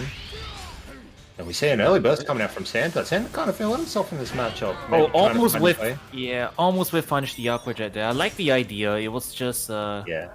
a little bit just out of range. Yeah, but I don't really agree with that Berserk player. Yeah, you might have won the round, but now you've got to build all that meter again, and Shinra really only needs a couple of good interactions to get full meter for the burst. Yeah, but I think Santa hit the jackpot in between with his cheer because look at Oh, his yeah. meter. Yeah, I guess that's another thing we didn't talk about. Cheer skills. So in between each round, depending on what cheer skill you pick, you get either like support You get filled up a different bit, benefits, yeah. or your meter filled up, things like that. Just a Yeah. little bit more. And things. yeah, as you said, Santa winning the lottery already has full meter again. And ooh, Santa might be trying to delay here. I was about to say, we do see the Yveltal, and Empoleon does have a cheeky little shield break set up with the Yveltal. I don't know if he can get a full guard break off of the Sceptile. Ooh, calling out the Rotom with that little hop forward. Empoleon's forward dash does make him airborne just for a moment, so you're able to block that Rotom call in time. Yeah. Sure, using the super there to try and get a couple plus frames, but with very little health to play with there, just gets clipped by a couple JY projectiles from Santa, and yeah, that's going to be the first game going over to the Penguin. And it looks like we're sticking on these same characters. Wonder if Shinra's going to be picking a different support, though. Yeah, Santa in such control of that match, yeah. Unfortunately for Shinra, Santa does have a really good sparring partner in the form of Antwerp, who is a Sceptile main, so Santa is very comfortable in this matchup here. Yeah, well, he actually, now that I think about it, he might be sticking on Rotom, yeah, and I think I know why. He likes to use Rotom to set up the Giga Drain. Yeah. Because, yeah, Giga Drain being a command grab, that one, you gotta jump to avoid it. With Rotom out, you're kind of just stuck there. Damned if you do, damned if you don't. You can't jump to attack it, and you just kind of have to like commit to an attack there. Same situation as the Libre grab thing I was talking about, yeah. Oh, but Santa managing to connect with that Rock Smash off of the Arc Jet. Unfortunately, Shinra jumping back instead of over, so it does get hit by the follow-up. Full charge armor moves unsafe on block? Nope, it actually depends. Most of them are at most minus, some of them are actually plus. But none of them are like straight up unsafe. Okay, so Shinra sitting on red HP here. Ooh, does Santa get the full conversion? No, manages to drop it. Gets grab punish there. And Shinra with a little bit of life left. Trying to find his way in. Ooh, gets a cheeky little tick throw off of the fidget spinners. It's very doable right now. Okay, he's committing the meter to try and close this out. Oh, no! Caught by the Santa didn't. Santa press a button? No. No, he didn't. He just dropped the shoot for a second. Alright, is he? Oh, he hanged. Oh no! He committed to the landing. That's unfortunate. I think he would have been fine if he just hung there for a bit and. Yeah, I think it was a temporary lapse in judgment where didn't recognize that he would have been fine with the light armor. So your weak attacks, if you hit a bursted opponent with a weak attack, it does not cause hit stun unless you have an attack or a crit buff applied. Well, Shinra just getting pushed to the other corner now. And reset into another Oki situation. Or level 3 Arc Jet. He tried to grab him chain again. You know what? That's actually really smart. Yeah, it is. He's been hit by a lot of Rock Smashes, and the Rock Smash right there is a armor move. A counter armor move. Yeah, okay, he's getting a little bit of breathing room here. Oh, Santa just not blocking. He needs to win this. He needs to win this phase to get his health back. Yo, pick up the nuggies. Go back. Pick up the nuggies, Shinra. No. Get your meter. Okay, fine. He finds a Leaf Blade. Yeah. Oh, finds a Giga Drain. Yo, get fucked, Santa. Okay, he's getting a great life back. This is good for him. This is good for him. Oh, Leaf Blade in the corner. Oh, doesn't recognize it. Yeah. Alright, he's gonna have to deal with this burst for a bit. I don't. No, this is so brave. So brave. I love it. It's not optimal, but I love it. Oh, but you know what is optimal? This combo here. Gonna surf him all the way, go coast to coast, taking it 2-0. Yo, Santa with a bit of swag.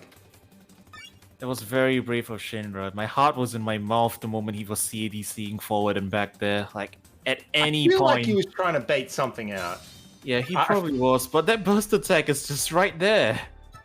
It's so scary. Yeah, but it's like one of the slowest burst attacks in the game. Just react, bro. I guess. Yes. But still.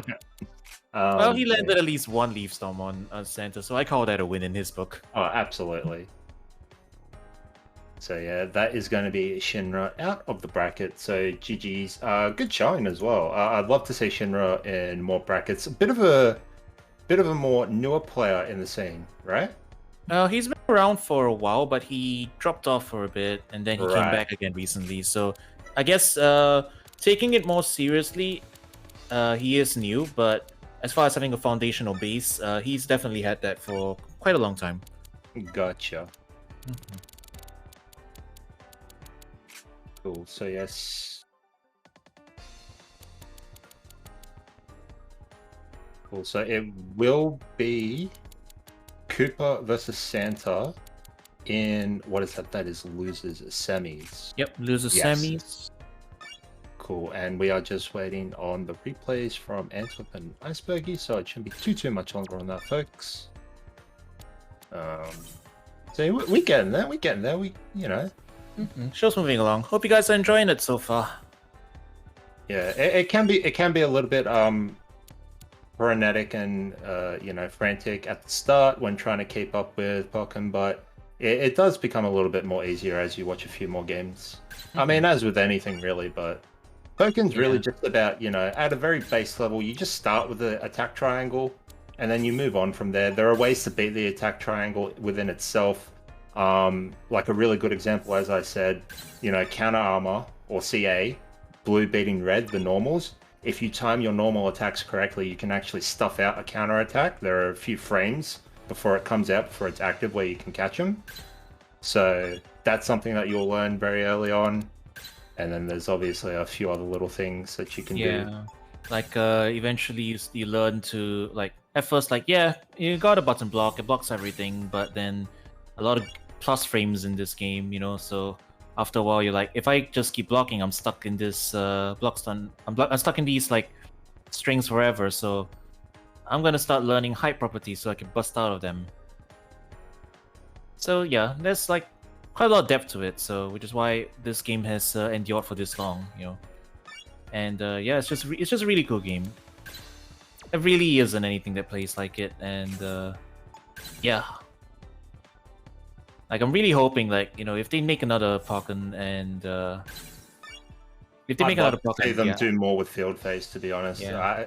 I think I hope they actually, I hope they keep field phase, because there are some people who like would prefer a more traditional fighting game, just a traditional 2D one, and like, oh, that would still be cool. I think we'll be losing a little bit of like special Pokken sauce if we lost field phase. Field phase. It's a vital part of the game. I think it's a very interesting thing. Yeah. I mean, it goes to everything really. In terms of stage control, positioning, so your opponent is in the corner. You get to determine how big dual phase is essentially, depending on how you shift. So if you shift closer to the edge of the battle arena, you have a shorter, like 2D space. Whereas you shift more into the center, you have a wider space. You have a lot more real estate to work with. And it's lots of good fun in it. All right, so we do see. Oh, buddy! I got what I wanted. We're seeing the Machamp chat. You guys like command grabs? You guys like giant swings? Okay, so you know how I said Antwerp only needs to count to 3? Yeah, it's Aegislash, so he only needs to count to 2 now. Yeah, and it's a good thing we went over Aegislash earlier in the stream because he is a complicated character, but.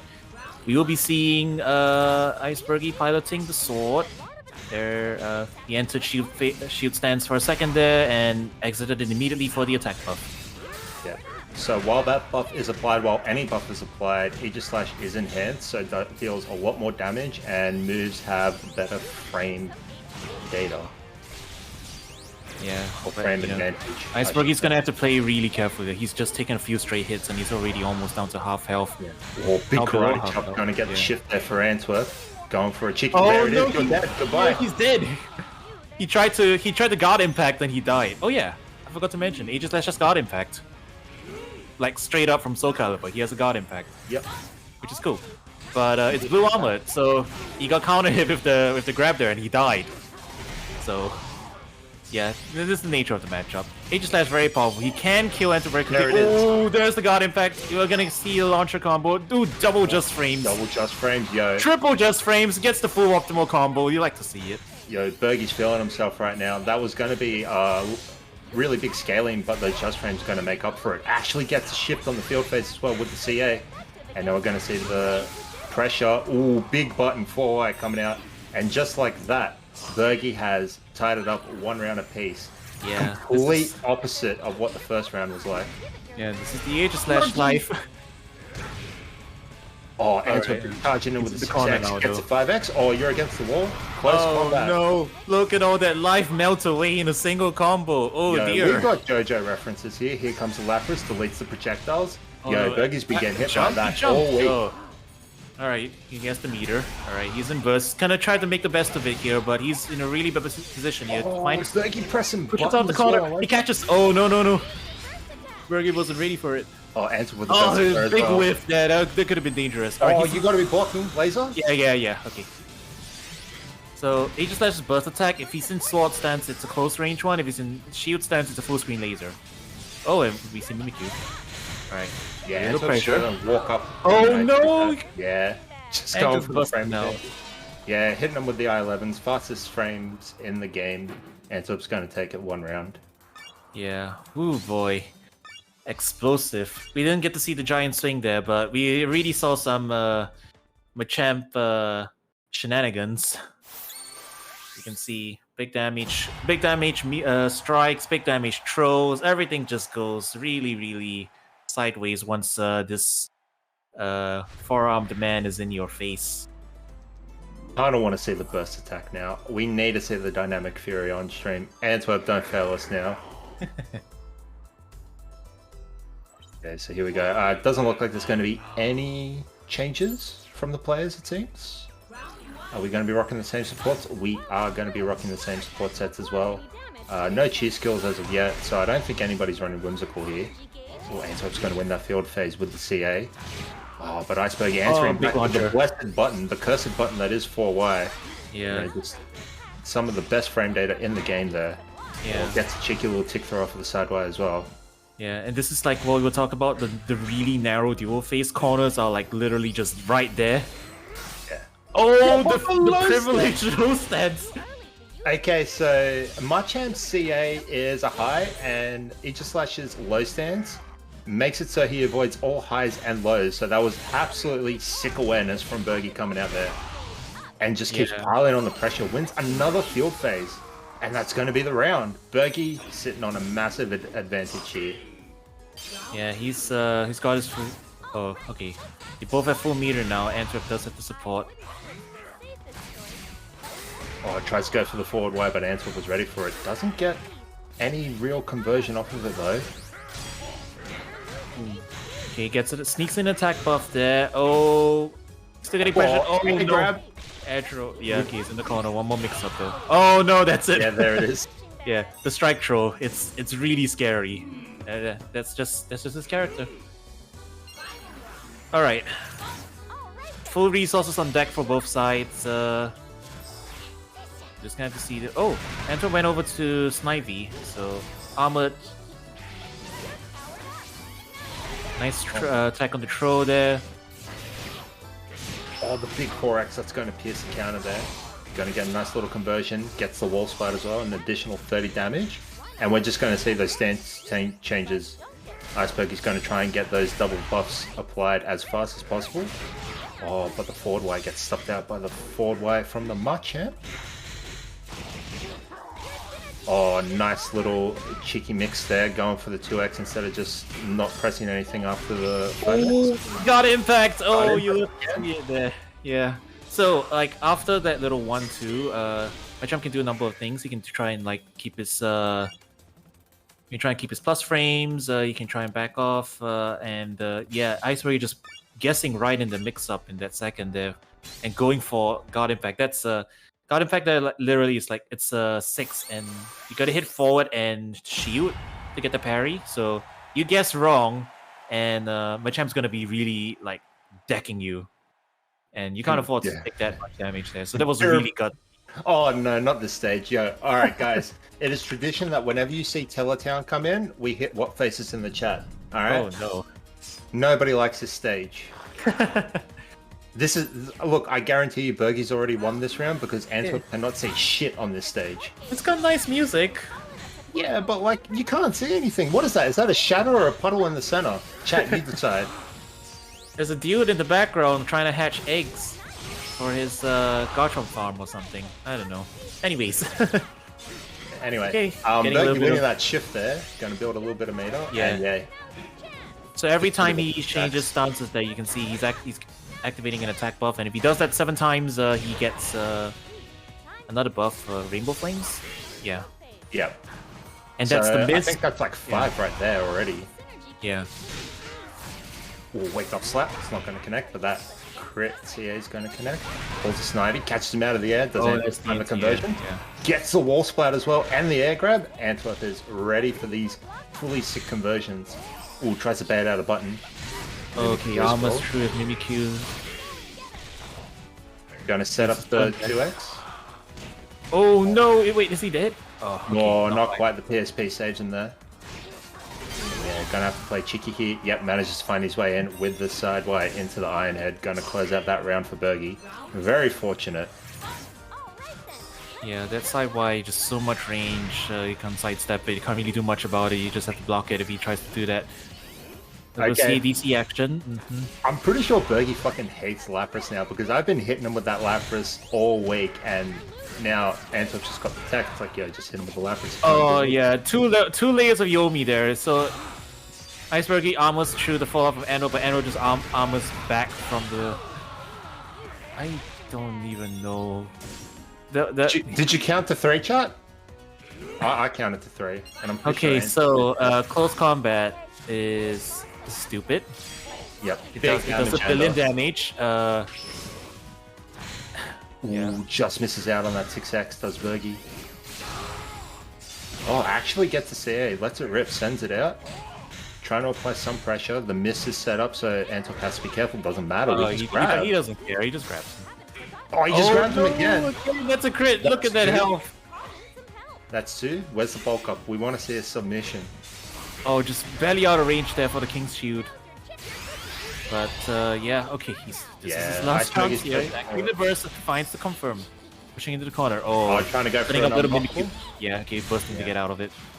Yeah, but he's still in frame advantage there because you have to block the Mimikyu after the burst. Oh, the dynamic furies are going to connect. Right, nah, Bergie's holding block this time. Oh, that shield's looking kind of red on Bergie's side. Oh no. We saw the giant. He was going for the giant swing there for a second. Oh, just smacking him on the backdash. That's unfortunate. Yeah, we end with a little footsies, just a little bit. Sprinkling of footsies on top. Do you know what else is being sprinkled in here? Dusk FGC with the raid, a party of 13. Dusk, thank you so much. That was a stream. Just tuning into some good-ass Pokken here. We're in winners finals. It is Australia's best Antwerp versus Australia's second/third best Icebergie. It's currently 2-1 Antwerp's favour. This is a 1st-3, so Bergie's got a bit of a hill to climb here. Yeah, still very doable though. The way these two have been playing, it's very, very back and forth. So, oh yeah, and shout outs to the Electrode on the treadmill in the background. I always have to point him out whenever he shows up. So Antwerp winning that first shift there, going to build a little bit of meter there. Oh, takes the throw, no crush though. Just jumps out of the corner. Bergie's going to be trying to abuse this JO. Never mind, shut me the fuck up. Goes for the walk-in grab. That's actually a lot of damage. Why does he have a grab range that big? That's unfair. You know what? I'm going to call it a Kara grab. I don't think Bergie's good enough to know what a Kara grab is, but I'm going to call it a Kara grab. Ooh, pressure up. Oh, nice King's Shield there, actually. Yeah, actually a really good trade for Bergie there. Gets an attack buff as well while applying the debuff. Oh, the Mimikyu fall. Oh, it just avoids it, but not quite actually. Ooh, oh, that's a big grab. Yeah, attack buff on his end. Just everything. Oh, there it is. The Ultra Flames, Rainbow Flames. Oh, that's so nasty. Yeah, double buff. So Bergie takes that one round. Momentum. When you keep shifting your stances, you get access to that. Yeah, but it only lasts for the round, so you have to build up those stacks again. But Bergie absolutely loves jumping in and out of shield stance here. Oh, but wasn't... Gotta look, just pause for a moment there. Just wanted to stare into each other's eyes, and unfortunately Antwerp's like, nah, I'm all good, fam. Alright, he's bursting, getting out of the corner. Nope, Antwerp's bursting back. You staying in the corner there. Burst attack comes out. Oh, no. You both popped it. Okay, yeah. Oh, so bad. Why is it such a bad BA, Coro? It's such a sick looking animation too. Fucking Bamco, please. Yeah, get the devs off of Unite and fix that burst attack right now. we get to see the Ferrero Rocher instead. Well, oh, he almost landed a giant swing again. That's unfortunate. Okay, so couple of a bit of juggling over here, and Iceberg just backing off, going for the zoning now. Yeah, just playing the zoning game, getting a couple shifts in, keeping the attack buff up. But he's got to be very careful here. Oh, okay, and backdashing out of the range of Mimikyu after it triggered. Oh, stuffs out Antwerp following behind the Lapra, sets up the mist. Okay, and has to be careful. If Iceberg shift stances, the mist will explode. Oh no, just the perfectly timed command counter. Blasting through. It was last touch territory. Pokken is delay based, yes, unfortunately. It's not bad to be honest, because it's got a really huge buffer and the fastest moves are frame 11, so we can deal with it. It's not terrible, but it is still delay based. Nice Troll Crush. Gonna be getting a fancy juggle combo. Yeah, that goes like 30% of your life. Oh, keeping momentum. Yeah, gets a quick grab there. Using the bush to lock him in the corner. Advantage. What the fuck? I just realized. Okay, and jump. Yeah, he's okay. Oh, why did you do? What did you do? Oh my god, Antwerp, why are you throwing? You're not sick anymore. What's going on? He was okay, and then he chose not to. Alright. Iceberg, he takes the second game. Yeah, that's unfortunate. I think he just mistimed it, right? He was getting greedy. He wanted to land the you know what it is? Bergie decides just to pull the lag switch on just a little bit. Well, got a final game, and one more chance to see the Machamp burst attack. I know you've been wanting to see it. Yo, Antwerp, don't do me dirty like this, fam. I swear to Buddha, I will kick you off the PR if you don't get this Dynamic Fury in. Get in the giant swing. I want to see it. Oh yeah, true. We haven't seen a heave-ho at the moment. Alright, so Antwerp, actual beautiful positioning there, trying to keep Bergie against the side of the stage. Ooh, misses the conversion off the wall spot though. Oh yeah, that's perfectly timed at the stuff out his armor frames there, so... Yeah, there is a brief moment of vulnerability after... Oh, you're dead. He's dead, yeah. Oh, no, not quite. Never mind. Okay, never mind. I thought he was. Yeah, he missed his guard impact, yeah. Wait, hold on. Cora, that's one perfect. Are we going to say a double perfect? There's no way. There's no way. Well, there's a Maggie Cup on the other side of the field now, so... It's a combo breaker support for you folks. Almost. Oh my goodness. Yo, Antwerp, do it to him. Do it to him, Antwerp. Oh no, he went for it. Okay, that's the guard break. Okay, and just losing meter for it. Oh no, a perfectly timed stuff out again. So, like I was saying just now, the armor frames of the counter attacks run out before the attack the attack hitboxes come out. So it's got a very brief moment where you can, if you smack them during that period, they just get stuffed out. Yep, and Iceberg, you can call on the Magikarp, so if you get hit while Magikarp is out, you just get hard knocked down. Your opponent gets hard knocked down, so you can essentially get free damage. Oh, he went for it! It didn't land, that's unfortunate. Speaking of free damage, this is looking like a one-touch situation on both sides. Oh, what is that grab range? It's shimmy, whoa. Oh my god. It's so deceptive. Answering back with the footsies.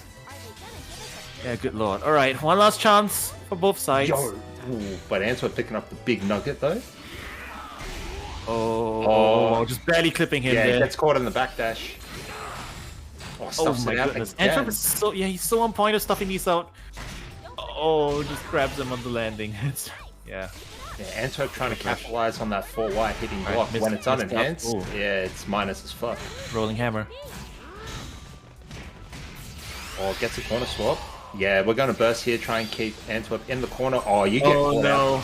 Yeah, we're getting... Yeah, there's another underworld rule for you folks. Put him in a chocolate. Cut him in half.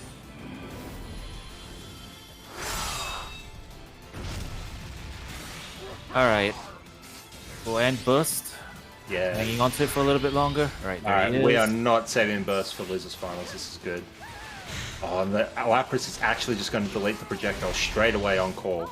Oh, but Bergie winning that field phase there. One touch situation. Antwerp has to be careful. He cannot get hit anymore. Oh! No, I think he caught exhaust frames there. Not quite. Oh, another no! one. Okay.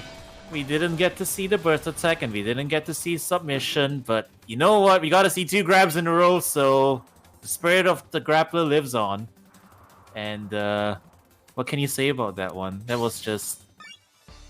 It wasn't my champ game. It was. Yep. We counted to 3 a few times there. We didn't get to see the dynamic fury, unfortunately, the Machamp super, but you know what? That was all right. You know, that was some decent ass Pokken. I'll give respects to the 2 players we like to shit on the most here in this community. Yeah, you got to see some flashing moves. You got to see some hard in your mouth situations, a little bit of interactions, and a little sprinkling of footsies. A little bit of everything in there. You know, all the good stuff. Yeah, so it looks like Antwerp is going to be sitting pretty in the grands. And Bergie is just going to be waiting for his next opponent. The question remains is, what game shall we be seeing next? I think we're going to be seeing losers. Super versus Santa. Yep, that's loser semis. Cool. So we are in. We're in top four. Top 4 now. Well, we were in top 4 from the winners finals, but. So yeah, real quick, top 3 is best of 5. So this should be a best of 3, if I'm not mistaken. Yes. Yep. Yes, I can do basic math. Yeah, you definitely can count to 3. Yep. I learned that from Antwerp. Because I just watched this game. But yeah, so this should be another interesting matchup. You know what? This might actually be OCE and Southeast Asian Classic. It'll potentially be a Gardevoir versus an Empoleon. We have seen this matchup numerous times. For the folks that are aware of it, we've had numerous Gardevoirs in the community. We got a legacy player, Komachi. You know, day 1 Gardevoir back when we were playing in Wii U days. Over on the Singapore side, we have Enigma, another day 1 Gardevoir. Yeah, arguably one of the best players in the Singapore region.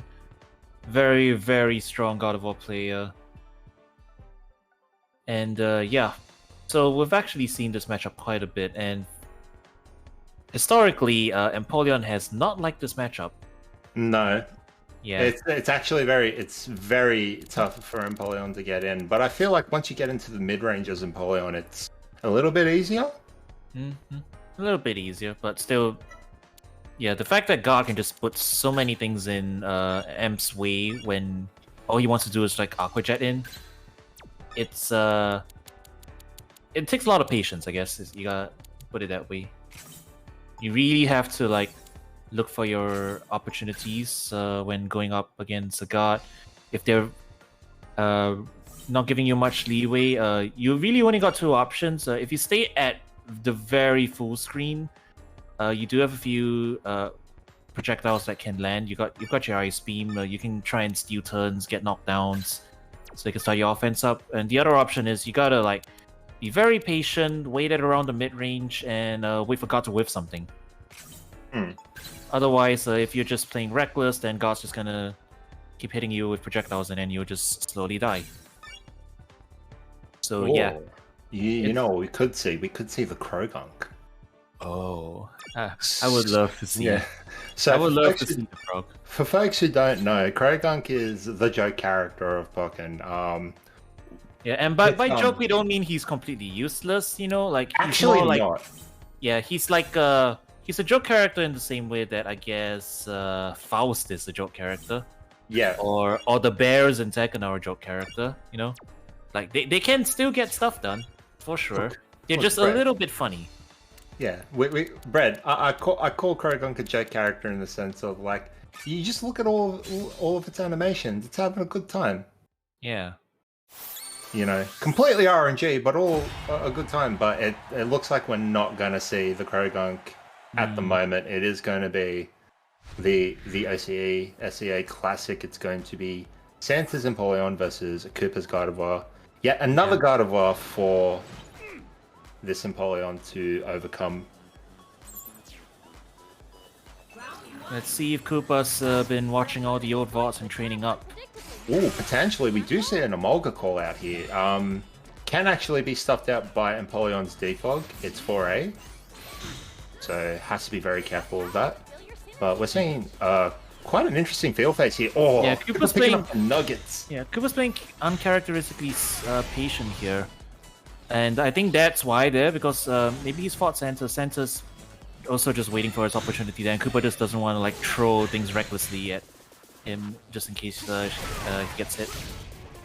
But yeah, this is where Empoleon starts his offense. Once he has the advantage, he can make a lot of work happen, but Koopa needs to put on more. Yeah, he's gonna need to put out the future sides, gonna need to put out the energy balls just to make things hard for Santa to just get in. Yeah, we're gonna be seeing this. Yeah, we're gonna be seeing this kind of pressure a lot, like just back and forth from full screen into mid screen into full screen.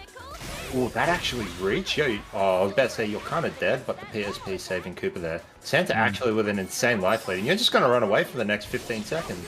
Yeah, definitely very doable. Yeah, you can actually probably just hold block here. Yeah. And Koopa has. Oh no, he got opened up by Koopa's, no. a stored power though. Wait, He's getting chipped out. He no longer has a life lead. Santa, why? I told you just to hold block. Okay, never mind. Oh no, he likes. Yeah. Oh goodness, the scramble at the last second just slides in and like drill packs her. That's that sucks. Yeah. Santa did okay. Santa was not playing the way he should have to just maintain the life lead. But the fact that he stole it back after he did that, it was a little bit disgusting. Oh, that's an excellent JY coming out from Koopa. Now Santa is against the wall. Hitting that full screen against the Gardevoir. This is insane pressure coming out. Oh, you're getting caught out of the air by these future sights. And the E-Ball to read out the jump as well. You can diffuse the E-Ball to make it a full-on anti-air as well if you so desire. And yeah, this is why we were talking about. This is why Empoleon has a bit of a hard time getting in on Gardevoir. He has to be really patient, but finds his opportunity here. Yep. Oh, just misses the range on that Aqua Jet. It's gonna whiff. And Koopa with the Fennekin gonna push him all the way back to full screen. Oh, beautiful future sight to put him in hit stop so that 2x did counter pierce. Yeah, the low projectile from Gardevoir, the 2x armor pierces, so that's one of the ones that he can't just freely armor through. Koopa actually spending his stocks there. I don't think he meant to do that. No, it might have been a miss. Oh, magical leaf for the punishment. Actually avoids the Dragonite. I didn't know you could avoid Dragonite like that. So you can just go into the air to avoid the big meteor. Oh, I see. Yeah. So once again, we're in the last few seconds of the match. Koopa with a huge life lead here. Opting to back off here. He's got to be very careful. He don't get hit. Okay, good grab there to finish it off. Koopa not choking the second round. No, I see what Santa was trying to do there. If you do stealing low enough, it actually hits twice and puts Empoleon in frame advantage, but there must have been a misinput there on Santa's side and the stealing just didn't work out. Completely unsafe when you hit it at that high of a height. Yeah, Santa getting blown up by Future Sight again there. He's not playing very patient, just walking in. Oh, finds the Aqua Jet and... Oh, the Dazzling Blink's too good. Blue armor for days. Yeah. There was like 2 levels of Yumi. Koopa putting out the Future Sight, Santa taking the opportunity to Aqua Jet in and like, nope, I've got a command counter ready for you.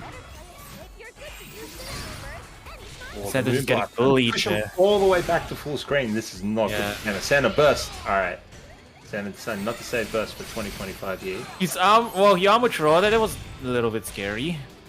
If the 2x came his way there, he would have been in big trouble there. Oh, he went for drill pack. Nice attempt, but unfortunately it's just not a big enough hitbox there. Uh-oh. Does Fennekin... Yeah. Calling Fennekin from that far away, just gonna get whiff punished. This is the shoot. Oh, no! Ooh. This is... No, that doesn't work. Yeah, you're punished. Yeah. Get hit by a Fairy Tempest. So Koopa's gonna take the first game here. So what happened there was, he was trying to do a sneaky little setup where like he would try and grab with the burst attack as soon as the hit stun of Dragonite wore off, but he mistimed it. So Koopa was still in block stun from Dragonite, and you can't grab somebody who's in block stun. So He just yep, Yeah. I think he missed the timing there. missed the timing. Yeah. It's a bit unfortunate, but you know, it is what it is. But we are going to jump into the second game here. And No he's still character sticking swap? with the Empoleon. Huh. Interesting. Oh yeah, oh no. You know the guy in the background that's on the bike is hatching eggs because he's got Volcanora in his party. It's a nice nod. The people who made this game are Pokemon fans. They know. Yeah, they were really fans because they make this like a darker stage. Like holy shit, I can't even look. Where's Gardevoir? I can't even. Oh, fit. nice, Too much ring. Nice answer there, busting out of the corner. Oh no, another Aqua Jet. Yeah, Koopa's just getting. Oh, big damage coming out Yeah. from Empoleon here. It's against the You're wall. at half health now. And another reset. Oh, tried to armor out. He gets the Are you defense still down. in duel? Look at your He was shield. still in duel. What the Yeah, hell? look at the chip damage. Oh no, what are you Oh doing? my gosh. Yeah. That was one, and there you go. Hey guys, if you don't like playing field phase, just learn how to do that. Yeah. That's it. Oh boy. Well, just pick yourself up, collect yourself, get back into it. Another Aqua Jet, he's getting opened up. Koopa's in the corner. Oh, Alright, nice Fennekin's Fennekin out of the roll. way. Yeah, okay. Iframe's through the viewing. Stuck Fennekin at is the Aqua Jet, Fennekin is frame on invincible, so you can use that on wake up to get out of situations. But still stuck in the corner is Koopa, and we're going to see another conversion on this wall here. And Santa's probably going to drop it. Well, not like that. Oh, we're high Santa. We're trying to build a little bit of support here.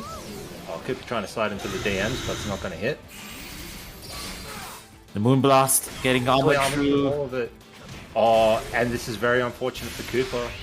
Yeah, we're going to reset the PSP again. So whenever a Burst Eclair is made, if it hits, it resets the PSP, so you can continue to stay in duel phase for much longer.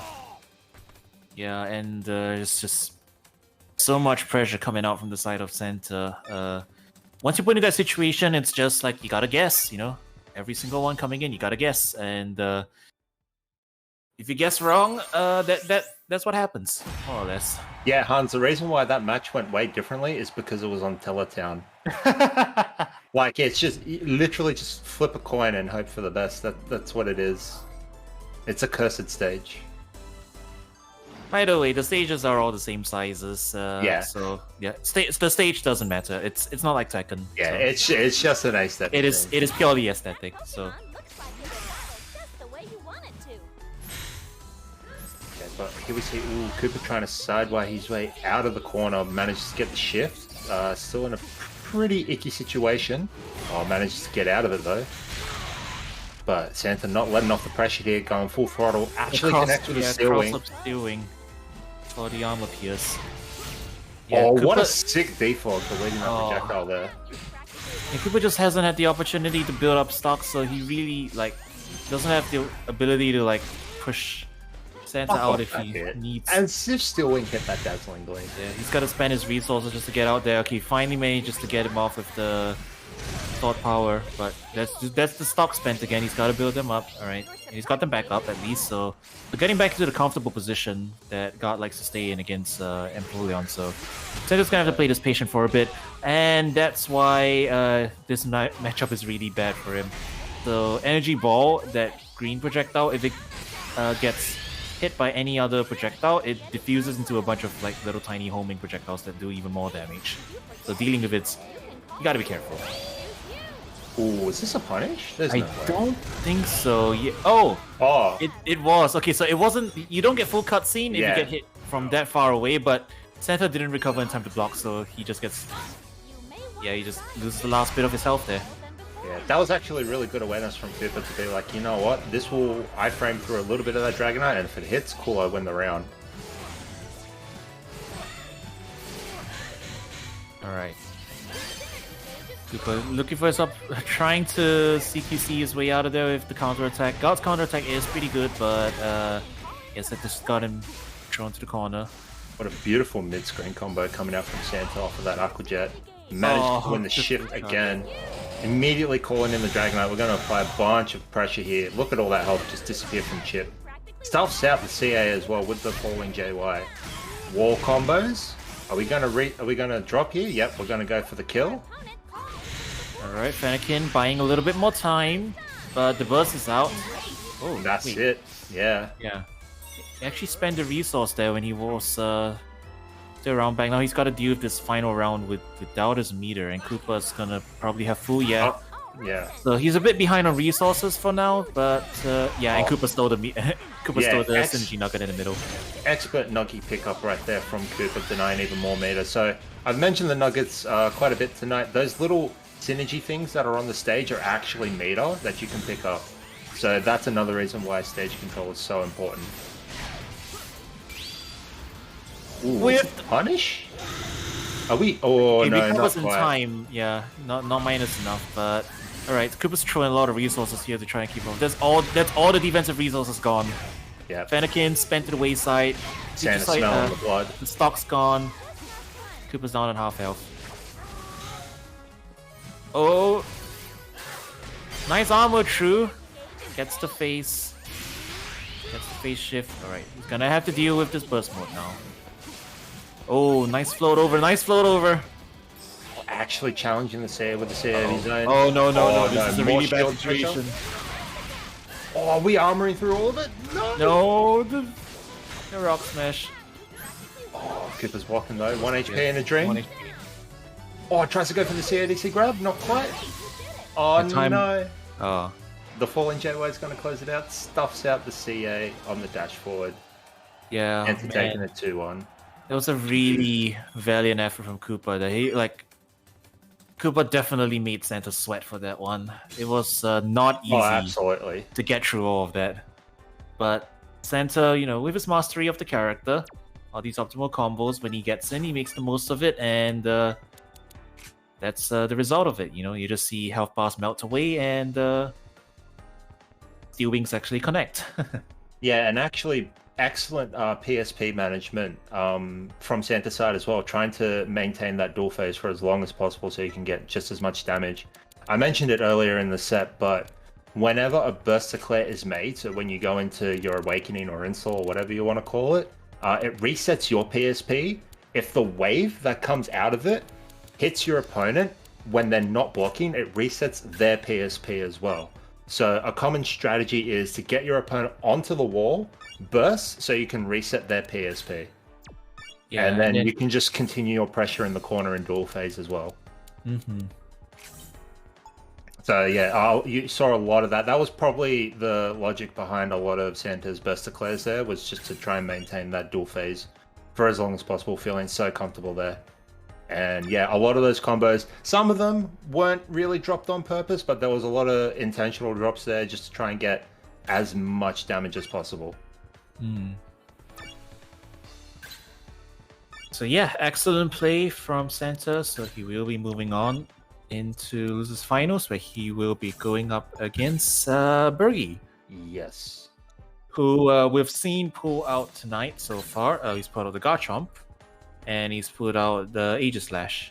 So we might actually have like just a straight up Bam run back. Cooper mentioned it earlier, but this is literally just the Bam run back. Antwerp sitting in grand finals waiting for his opponent, and it's the New South Wales lads, Bergie and Santa, vying for that, grand finals losers position. So yeah, these boys are very much hungry to try and, claim the throne, as it were. And, whoever wins this first hold forward bracket is just going to be an absolute sick cunt, so it's going to be great. Mm-hmm. So who do you think he's going to be pulling out against Santa? Bergie? Yeah. I want to say the Gengar. I think the Empoleon and Garchomp matchup, we saw them earlier on in the bracket, right? I'm pretty sure we did. Yeah, I don't know. Like, Bergie did ultimately end up winning that match, I think. I can't actually remember. Yeah, actually ended up winning that match, but it's a matchup that they play so much. So I mean, these two play each other like I said, almost all the time. So there's a lot of mind games and Yomi being played. We might even see the sword come out, depending on what Bergie might think Santa will pick.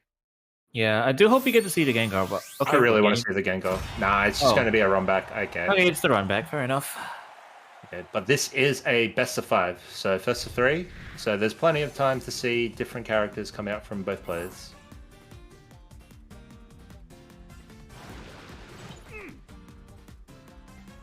So here we go. It's going to be the Premier Australian Empoleon versus the Premier Australian Garchomp. Round 1, Game 1, opening gambit. Who's going to win it? It's going to go to Santa, building himself a nice little bit of meter off of that CA. Ooh, perfectly timed CA, stuffing out Icebergie out from his running stance pressure. Pushing him into the corner. Oh, just goes for the throw. Hefty chunk of damage, a little bit of a reset. And that meter is being built already. Does the Aqua Jet outlast it? Nope. Nope. He went for a Rock Smash right at the end there. He got counter pierced, I think. Oh, Icebergie backing up, trying to catch buttons coming out from Santa. Manages to connect with the Earthquake. Went for the cancel on it as well, just to bait out another button. Oh, but another CA coming out, winning that shift again. Oh, that's a big Santoon. That's going to crit. Going to get the follow-up as well. Gets a conversion off of this as well. Takes him to the corner. Gonna get the wall spat. Oh no, he missed it. Oh, Bergie had to wait just a little bit longer for Santa to fall to get that wall splat. Misses a little bit of damage there. Yeah. Hopefully it doesn't come back to bite him. Has to be careful. Santa is in reach, so there's more damage coming out. Oh, that's a big Hydro Cannon. Yeah, 15 seconds left on the clock. You can stall this, right? You can stall this with the Earthquake cancels? No! Oh no, you're dead. Just lands into the Yveto puddle. That's unfortunate. Yeah, very unfortunate for Bergie. Super patient play from Santa, just being like, you know, I can hold on to the Yveto for a while. Ooh, the big pizza cutter. Oh, no crit on that Dragon Claw there from the CA. Yeah, the corner now where Garchomp is the scariest. 3-win, 2-way mix-up. Oh, yeah. Nice punish with the drill there. Just getting locked down there. Garchomp's pressure options just so scary when you have your back to the wall. Suddenly, a lot of things that are like not as scary in mid-screen become way scarier because of the potential of a wall combo. Yo, the movement coming out of Bergie is insane. Almost put Santa straight back into the corner in that field phase. Very fortunate for Santa there to shift there back into the field. But the pizza close there again. Yeah, the JX. Aqua Jet has a lot of recovery. Not JX. So... what was Pizza Cutter again? Yeah, JX. Yeah, JX. Oh. Yeah. No, you're right. Oh, yeah. Okay, I was right. Never mind. Yeah, a lot of recovery on that Aqua Jet as it whiffs, so got to be careful there as the Empoleon player. But we see the corner pressure coming out. Oh, no, Bergie waking up with buttons, or just pressing buttons, I should say. Yeah, just to jump over to try and get the corner position again, but Santa with the drill pack just pushing his way out. And he's heading back into the JY Aqua Jet range. Getting this wall combo. Look, Santa really doesn't care where he shifts, because he just went from one corner to the other corner in like less than 8 seconds. It's crazy. The corner carry potential of this character is okay, what's the response here? I think if he busts... Oh, interesting option there, going for Santoon. Sorry, Stone Age. Stone Age, yeah. Okay. Yeah. What? Wow. There's going to be big damage coming out from this outrage smasher here. Yeah, didn't know it homed that well. Yeah, he was in the middle of a side dash. I think it's because Empoleon's just a thick bitch. That's why it connected. Fair enough. We're still in the last touch territory here. He's gotta be careful. And Santa's willing to spend the meter here. Yeah. Try and close this out. That was very fortunate from Bergie. I don't think he was trying to go for the upper part of that drill there. Okay. Yeah, it's very dangerous. This is a one-touch situation. You can't be doing that. He guessed right, yeah. Oh, even I saw that coming, Bergie. That's something I would do. There's no way you go for the Santoon there. Santa going to take it up one game here. So are we going to see the character swap? Oh, please tell me we're going to see the character swap. I want to see the Gengar. Show me the Gengar. No, it's just the same matchup. It is the same matchup. Well. Oh, this is my favorite stage. Did you know there's a Retarder running around on the ceiling beam on this stage? Yo, for real? Oh, I should For know real. that. I should. You know what? I think I need to go watch. Shoutouts to the Mokujin in the background, by the way. Yeah, I need to go watch those videos, those Pokemon background videos. Oh, that's an excellent response to the dig there. Gonna go for the 8 wide to call out the aerial options. Oh, but the perfectly timed around the CA out of the dig from Icebergy.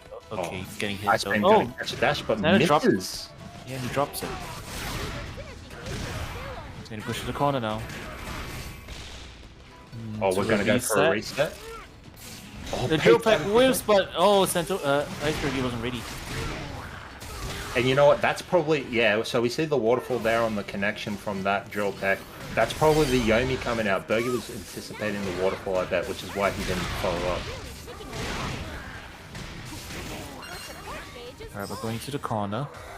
And setting up the Yvetto. And he's gonna have to block all this, take out the chip. Guaranteed damage. And now he just has to land one more hit. But Iceberg is not making it easy for him. He's got the all crits buff on deck again. No perfect block on the burst play from the... Oh, he went for it. Okay, I think, yeah, Iceberg's done. Yeah. After Aqua Jet, you have to already be jumping. Because of cross frames. It kind of works out, like, it works out really well. Yeah. That's a very dirty blue Monarch coming out. That's not even blue, that's like, you know, fucking mud brown right there. Yeah, you got Garchomp's Pocket Sand mixed into the water there. Okay, so Bergie's definitely going to be feeling it. They're going to play a projectile game here in field. Oh, actually gets some nice little setup. No, he misses it. Oh. Yeah. If you did it properly, there's no gap there, but... Alright, Aqua Jet set up into the positioning. Icebergy gets this wrong. Aqua Jet's him out of the dig. Corner positioning again. Going for it again, just waiting for him to come out, yeah. Full charge, neither of them, yeah. Oh, the jet upper. He got it. Shoutouts to Brian Fury. Oh my goodness, another one. Getting on the stealing as well. He just 8-wise him. It's so fast. Yeah, I think that's actually the fastest. Another one. Oh, Yo, actually gets a conversion as well. Oh, tries to go a little bit spicy with the Bombo there. Yeah, he was going for it there. He had Victini buff on deck, so he was going for Santum to get a combo. Yeah, the Santum command grab only gives you a big launcher with a combo potential after if you land it as a critical hit. Such a big Yvetol. There's no meter. You haven't got burst. 17 seconds left on the clock. Yeah, it's not uphill battle. Oh, finds his way in with the running X. Okay, this is still very doable though because Pizza cutter? Yo, I've seen so many pizza cutters. So something we didn't mention until now, I think, Pokken actually has Tag and Rage. Like when you're on low health, you get the associated attack buff, and a bit of a defense buff too. So a character in low health is a lot more dangerous as well. So Santa probably was sweating a little bit there because Icebergy would have completely demolished him if he just hit him like even once. But yeah, he didn't crack, and he's now up to games over Bergie. One more, and he will be going up to Grands. So we'll see if Iceberg is able to fight back. Yeah, Santa is pretty cool under pressure, Hans. This man has like focus like nobody else I've ever seen. You play this man in bracket, and you're just like, yo, can you like blink? Can you breathe? Can have a sip of water? Like, it's not that serious, but it's very serious. By the way, shoutouts to the Manaphy in the bucket. Yo, we got bucket Manaphies. Oh, nice Bergie trying to find another throw. Yeah, we're going back in. Yeah, JY just side swapping. Oh, big drill whiff, but no punish. Oh, trying to go for the Stone Edge there. Try and get a cheeky little momentum swing is Bergie, but it's not going to work out. Oh yeah, too many pizza cutters. Yeah, too many. Pizza cutter is unsafe. Oh, tries to go for the drill crush. dog. All right, we're going to the other corner. Oh no, we're just going back to feud. Yeah. It's like 50% of your life just gone. Oh no, whiffs the grab, does Bergie, but manages to find a follow-up with the CA. Yeah, Santa forced the burst here. Big Stone Edge is going to convert, gets the follow-up as well. Yeah, that's a crit, so we're going to get the combo into the wall, into the Centum. Oh, no. Is he going for the unblockable? Oh, no. He's going to try and do a cheeky little one. Yeah. Yeah. That's death, I think. Oh, no, not quite. You could have just gone... Bergie, just go for Centum if you're going to grab. What the Oh, my yeah, God. Santa's being in burst with the associated defense buff probably saved him there. This is dangerous though. Okay, he jumps over, so just go pizza cutter, and it's gonna be death. Yeah. Already jumping when that super flash activates. Yep, you're just getting punished. We almost saw the unblockable, folks. I think Bergie's going to be fishing for it now. Ooh, nice grab on the CA there. Absolutely called out. Yep, Santum is a command grab. Oh, the backdash on the drill pack, getting the... yeah, and he's getting a whip punish on the rock smash. Another corner reset. 1, 2. Drill pack gets blocked. Yeah, there's definitely some Yomi shenanigans happening here. Oh, the counter. Yeah, that's gonna combo. Super big Yveltal there. Gonna stop the meter and gets the no burst for you debuff. So while this debuff is applied, you cannot build meter. If you're in burst mode, you cannot use your burst attack while this debuff is applied. Fortunately, it does disappear after a while, so Bergie doesn't have to worry about that anymore.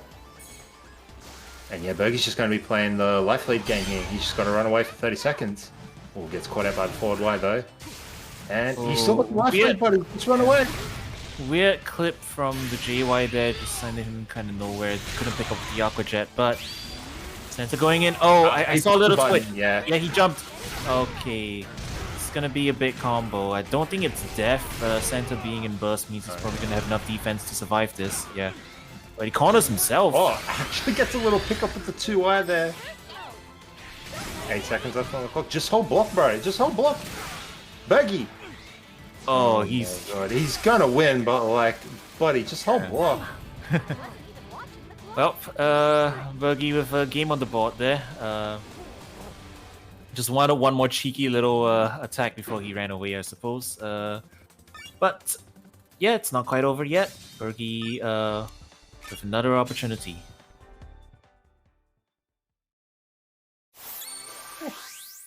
Bergie making you stress. All you have to do is hold block, my friend. There's like nothing you can do. Empoleon's basic grab does no damage. Oh, hey, Diggersby land. Yeah, Diggersby though? Shoutouts to the boyfriend Zangoose. Oh, we love a Zangoose out here. Yeah, there he is. It's right there. See, he's carrying all the bags. Yep. Get yourself a partner who would do what that Zangoose does. Oh, yeah, footsies are being played, and Bergie's putting Santa in the corner. That's gonna be it. Yeah, that's gonna be big damage. Oh, drops the deep combo. Oh, beautiful upper drill right there, just to beat out the aerial option. Gets caught by the Aqua Jet though, level 2, gets the cut for the knockdown.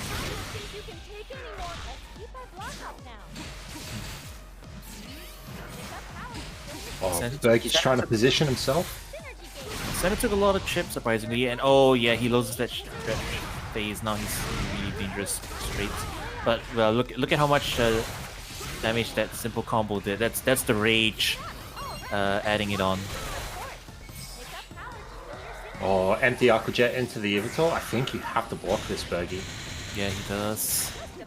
Oh, Defog, look at that shield. Oh, he tried to perfect block there. Oh, but the pizza cutter's gonna close out that round for Bergie. Going into round 2 here. Sitting on 4 meter is Bergie, but the Yveltal is on deck, so we might see that meter being shut out yet again here. Oh, nice drill upper right there. Great drill there. Yeah, that was like in the middle. Drill is not a DP despite what it looks like. It doesn't have invincibility. Yes, I'm pretty sure. It has like projectile deletion, I know that much. Oh, but playing at a full screen, Bergie does find his way in with that Dragon Claw, and Santa's going to go for the Berserclair here. Push him back, alleviate some of that pressure, trying to bait something out. Gets the corner swap. Yeah, just gets caught on the backdash. Yeah, gets caught on the backdash though. We're going to go back to the other side of the screen. Oh, Oh, Bergie's the trying to jump play a little over. patient. Just barely over. He's playing footsies. Oh, yeah. It missed! It missed it and put him in the corner! What the fuck? Bergie! Oh, Bergie's no. gonna go for the Victini call here. That Gets a was little a bit of really help weird back. drill. That was a really weird drill. What? Oh no, caught mid jump with the Aqua Jet. He's getting that reset situation. And oh, Sanders is running away, calling Yvetto. Oh, that's just gonna knock him out of the drill. Sorry, knock him out of the dig. No way. No, he jumped out. He canceled out early. Yeah, but it was just a really bad situation all around. Bro, why can't Sandy and Burger just fucking play normal Pokken? What is this shit? Oh my god. Just press buttons and press block when you're in disadvantage, please. Alright, but Bergie picking up the Nuggy, denying the mid for Santa. Oh, a little bit of weird order correction there coming out from the dive kick. Oh, the Manages to drill avoid just that. going up there, gets away with it because Santa's still in the animation. Oh, that actually anti-ed as well. Oh, no conversion, was too low to the ground. Nice drill pack coming out from Santa there, recognizing that he could just go straight for it. Bergie trying to find a sweet spot by standing straight in the middle, but it wasn't going to work out. Another shift for Santa. Sitting with the life lead. Another 8Y finding. What the are these target. 8Ys? This is like the worst button you should be pressing, and he's pressing it. What's going on? Oh, he predicts the Santum. Yep, no command over grab it. for you. Well, alright, answering back with Burst now. Burst versus Burst, this is not so bad. You still in here? He jumps over it! No way. Oh, Bergie, you fool. It's good for an optimal! He just set himself up perfectly there. Oh no. Oh, no, my god, it's you are bad. literally in a one-touch situation. Yeah, this is gonna be Wait. so dangerous. And the mix there we up. go. Yeah. It's just yeah. There's not much you can do in that situation. You just guess for your life, and Santa, with that game-winning guess, will be moving up into Grands. I hate these two. I hate these two so much. They always play. Look, if you want to see some absolute shenanigans, when we have it uploaded, you will need to check out the BAM VODs of these two playing. It's absolutely insane. That last interaction, it's basically what you just saw, but like times 10. It's insane. Yeah, players getting each other's hits. I know, you know, I know. A lot of wacky things happening. Drills go the wrong way. They don't get Tiger Need. And It's literally that one scene from the Sonic OVA, you know, Sonic versus Metal Sonic. You know everything I'm going to do, but that's not going to matter. It's literally that when these two play. yeah. Oh boy. Alright, so Icebergy will be going out at third. Yep. So it is going to be the BAM run back. Mm-hmm. It is going to be Antwerp versus Santa. Santa sitting on the loser side. Kira has to go. That's all right. Kira, thank you so much for joining. We appreciate you. Stay safe. I love you very much. But yeah, so this is literally a repeat of BAM. Antwerp knocked Bergie into losers. Santa had to make his losers run all the way. The difference is I was the one that knocked Santa into losers, and then I lost to him. So I'm basically a non-factor in this situation, but it's literally a complete run back. Antwerp. Yeah, you can. Yeah, just pause and yeah. See, now you're a true Pokken caster, because the amount of times I've done that is like so. Yeah.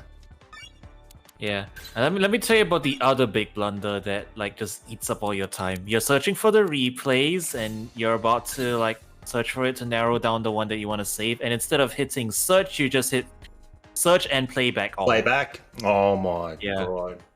And then you can't quit out of it until you load into the first one. It's a pain.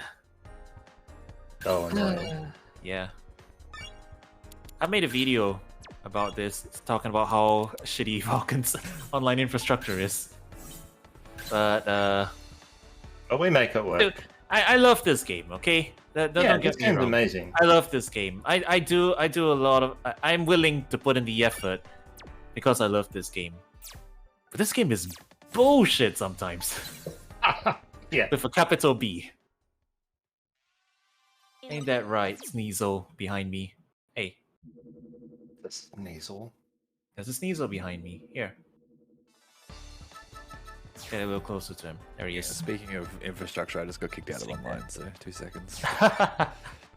Ah, yes. For real.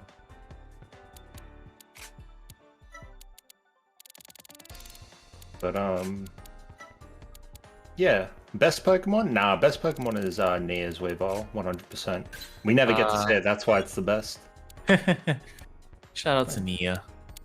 Yeah, Nia the real one. Everybody shits on Nia, but I love Nia.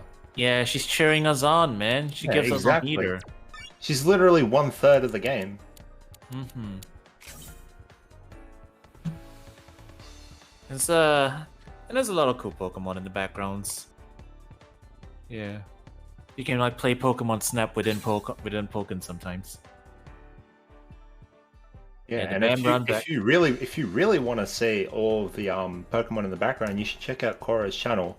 No. Let's not plug yeah? in the middle of the tournament. Why not? I love plugging in the middle. I feel awkward about it. Okay. I don't. Yeah. I am not affiliated with anybody who's been plugging my content. I'm not that shameless. Let me just put it out there. That's alright. I'll be shameless for everybody. All right, fair enough. Okay, that's so yeah, it's the BAM run back. Will it be the same characters though? I wonder, or what do you think? Is Ant gonna pull the Machamp out again?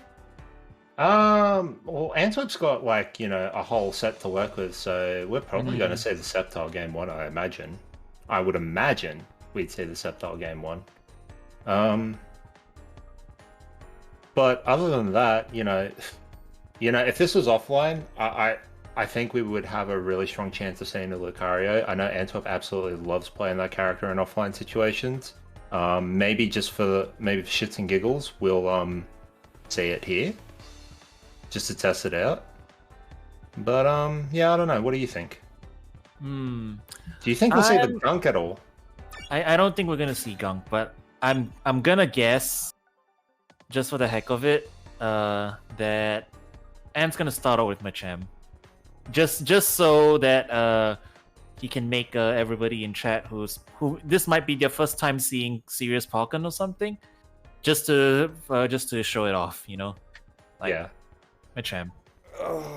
So I'll chime in for a second, just because I've had a bit of a fucky wucky, as you might say. A bit of oopsie whoopsie, a bit of fucky wuckies. While I was collecting the replays for Santa, the online connection dropped off, and they're now playing their next game. I'm just waiting for them to send me that first game. Okay. Oh my goodness. No, I think the replay is all right. It's I think Slice was in the middle of collecting them, and he was like sent them off to do continue. Right? Was that what happened? Yeah.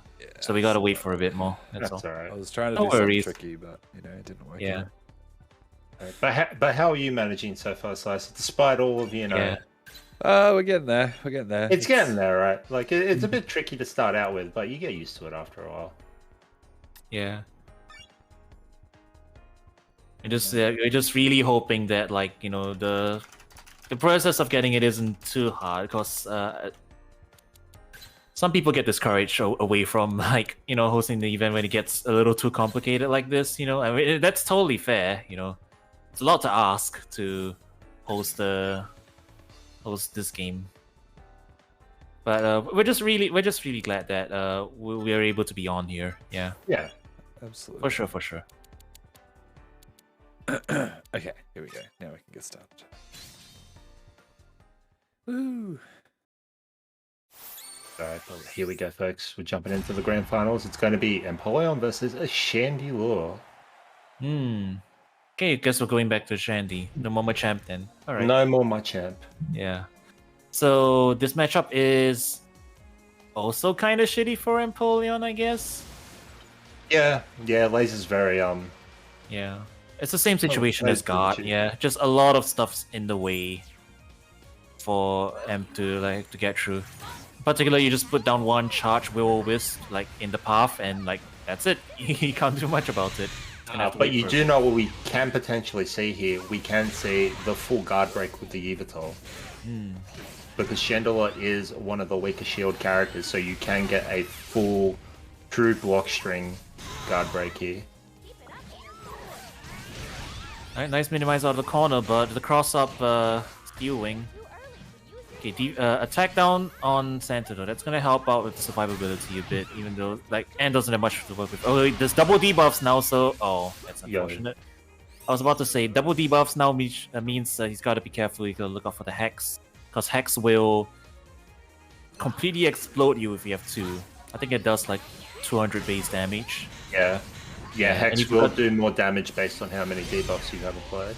Yeah, and considering that one of the debuffs is usually going to be defense down, yeah, that's going to be like pretty much half your health for that one command grab.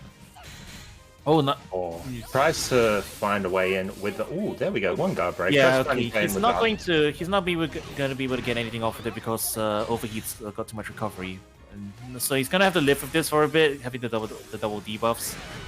Oh, Antwerp just dropping the high stance a little bit too early. Gets caught by the ice beam here. Oh, Santa's still trying to... He's finding his way in. It's a bit tricky, but he's managing to do it. There we see another jump in, just doing a little ballerina. Umbreon. Oh, double debuffs. So if you get back into...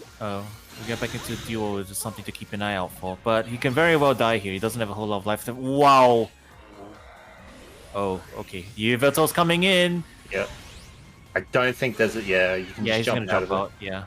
In that situation in field. Oh, but what a sick pickup with those backwires. Yeah, he still gets the advantage from that, and he's gonna have to land 1 or 2 more hits here just to get the life lead. Hey, yo, you dead? Okay, no, he's dead. No, not quite. Is that 1 HP and a dream? 1 HP. Okay, now run away. Nice, perfect block. Okay, now run away. Yep. You can burn meter here. Burn meter. Thank you. Okay, yeah. Keep it safe. Yeah, there we go. Santa's going to take the first game there. Looking pretty good. The zoning didn't really bother him too much there. He was doing pretty well, jumping over Will-O-Wisp, just keeping up his pressure. A couple of like weird cross-ups and just getting the short end of the stick there. Yeah, but Antwerp actually doing a lot of work trying to just deny a lot of meter there. Chandler does have a lot of specials that will drain a little bit of your burst meter. Oh my goodness. Hold on, I have to stop. Why can't I type properly? There we go. Shoutouts to the Rapidash stable. Every time we come here, I'm just going to point out a different background Pokemon. But yeah, Antwerp was doing a lot just to deny meter. You saw the guard break, you saw a lot of flame bursts coming out, and the Umbreon just draining a lot of Santa's meter there. Unfortunately, not able to completely deny the burst, but you know, the attempt was made. No, there's a little bit of laser pressure. The sideway projectiles, the ones that are double, have better homing capabilities than the ones that are the single ones. So that's why he sometimes goes for them. Oh, what an air-to-air for Santa, getting him with the Steel Wing. I think that hit twice as well. Oh, doesn't get the double hit there. Unfortunately. Nice jump over, but he didn't fully commit to it. Okay, he's still in the corner. He's just slowly trying to push his way out. Shield is turning red. He's got to be careful of a shield break now. Oh, the charged laser. Yep, yeah, floating over the low. The ice beam, yep. Santa's trying to find his way in. Hard call out with that back wide. No anti-airs for you. Oh, that's not going to connect. The Beyblade. Oh, we're blocking the Umbreons here. Oh, tries to meet him in the air with a dive kick. It's not going to connect. Barely clipped him. Yeah. Antwerp with a pretty sizable life lead here. Has 18 seconds left to play with. Oh, he went for an aggressive overheat there. Luckily, he didn't go all the way through, but this is going to be really bad. He may have just lost the game off of that. Yeah, he's getting hit there on the trade, and he's losing. Unfortunate. Yeah, unfortunate, yeah. That was actually a very scary Yveltal call as well, because one of those 4 wires came out and it put Santa at 6 HP. If the other one was just about to come out, that would have been done for Santa there. Oh, actually hops over the Aqua Jet at the back Y. Gets the corner positioning. This is a good position. Antwerp's just going to keep pressuring him with the Will-O-Wisp. Catches him. Does a good trade, yeah. Any trades that keeps your position like that, very good. full charge though. That's gonna let Santa out of the corner. Opts for the side swap. Puts himself in the corner again. Okay, he's in Aqua Jet range. Yeah. There. Yeah. Takes him to the other side of the corner, the other side of the wall, I should say. Oh, the Umbreon Core is going to be clutch there. Beats out any option that Defog was going to come up with. Oh, jumps over the smog. Yeah, into force a burst here. Oh! That was a big 8x coming out from Antwerp there. Knocking him out of there. No, just, yeah. That's pretty much what you expect, yeah. Just keep Ant out. Can't really do much if he tries in. Can't really do much from that position, so just keep pressuring him. Oh, nice. Yeah, just barely. But is he dead? Oh, he's dead. Just one mistake. One mistake clipped out of the air by the Steel Wing. And then, you know. Insane. Yeah. Yo, the Steel Wing actually connecting, and then Santa had the presence of mind to pick it up off of the wall as well. So for those who don't know, Steel Wing has a notoriously awkward hitbox. And a lot of the times, you'll see the move, like the animation, just go through the opponent. And you're like, what is going on? Also, shout outs to Mewtwo Cloud in the chat. That is your European IC champion right there. Yeah, we may very well see a reset going, seeing how this is going. But, let's see what Ant can bring to the table. Oh, getting shifted from... And trying to answer back with a 6x. Oh, he's going to get hit though by that Aqua Jet. Takes him all the way to the corner. Nice minimize and immediately with an 8Y. He's playing super up close here though. Alright, another 8Y. Oh, Antwerp's the reactor tonight. Ooh, unfortunately not reacting to that Steel Wing. Yeah. Getting a little bit too end result, still stuck in the corner, still having his life like just blasted away. Yeah, absolutely wonderful positioning coming out from Santa here. Oh, but Antwerp alleviating that pressure by getting the shift. Is in a one-touch situation, and that homing is going to close out that round for Santa, sitting on the bracket reset points. Ant's going to have to dig deep here. Find a way to get out of these corner pressure situations. Oh, gets caught by the level 3 Aqua Jet. That's going to be big damage. Yeah, the double side swap for the reset. Oh, grab reset. Yeah, that's gonna put Ant into rage. Yeah, really good presence of mind for Santa there. Probably missed the pickup that he was looking for. And, like, just go for the grab reset. Oh, that reached? Yo, are you dead? No way. The perfectly spaced around the 8Y. The 8Y was so... Yeah, the 8Y has a really huge hitbox. Ant on his last legs here. Oh, I think that was a the whiff from Santa. Big whiff from the charge side Y. Oh, not able to my god, aggressive ghost dashing forward. Gonna pick it up with a final flicker there. Lands the super. This will double debuff Santa, so that's gonna be a little bit of advantage. This is gonna be his win condition. He needs to get Santa into duo. There it is. Now we're gonna see the hex. If he lands the hex, he wins. But he needs to be at hex range. Doesn't go for the ghost dash. Oh, manages to get the pickup. Gets the 6xx. He's going aggressive. Yo! Oh no, not the overheat. It didn't work the last time, and it didn't work now. Goes for aggressive overheat. Santa just pops over. You know what? That wasn't an overheat. That's what we call a Dyna heat. That is a Dyna hole classic right there. If I ever saw one. Yeah. Unfortunate. And because it's a red armor move instead of a blue armor move, that means you don't negate the damage, you just tank the damage. And he did not have the life to tank that damage. So he just overheated and then he died. He exploded. Boom.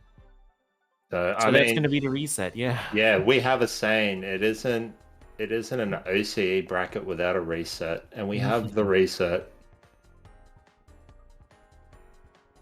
Well, as far as runbacks go from BAM, was this how you expected it to go? No. So BAM, Antwerp kind of just ran a train over people and managed to take a 3-1, if memory serves me. Santa obviously has a bit of salt. trying to get that, redemption arc on his side. And it's working wonders. I think Antwerp actually did win in the Empoleon matchup with the Chandelure. So Antwerp has to make some type of adjustment here. Maybe a different character, maybe a different support set. Maybe if he wants to stick with a Chandelure, maybe don't use Overheat like that.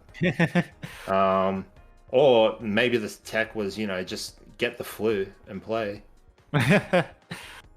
While we wait for them to finish up this final set for grand finals, I will, I guess, do a quick shout out to our socials. So please, if you are not already following us on Twitter, YouTube, all of our VODs go. So if you can't watch them on the day, we're not affiliate yet, so our VODs only hold up for 7 days.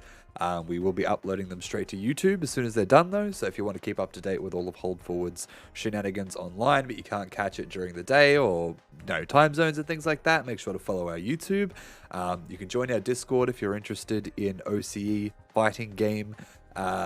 Just everything pretty much. At the moment we're running on Tuesdays, we run Tekken Tuesdays and Killer Instinct on alternating weeks. So this week coming up it'll be Killer Instinct in the next few days, which is very, very exciting. Fridays we do Street Fighter 5 and Guilty Gear Strive.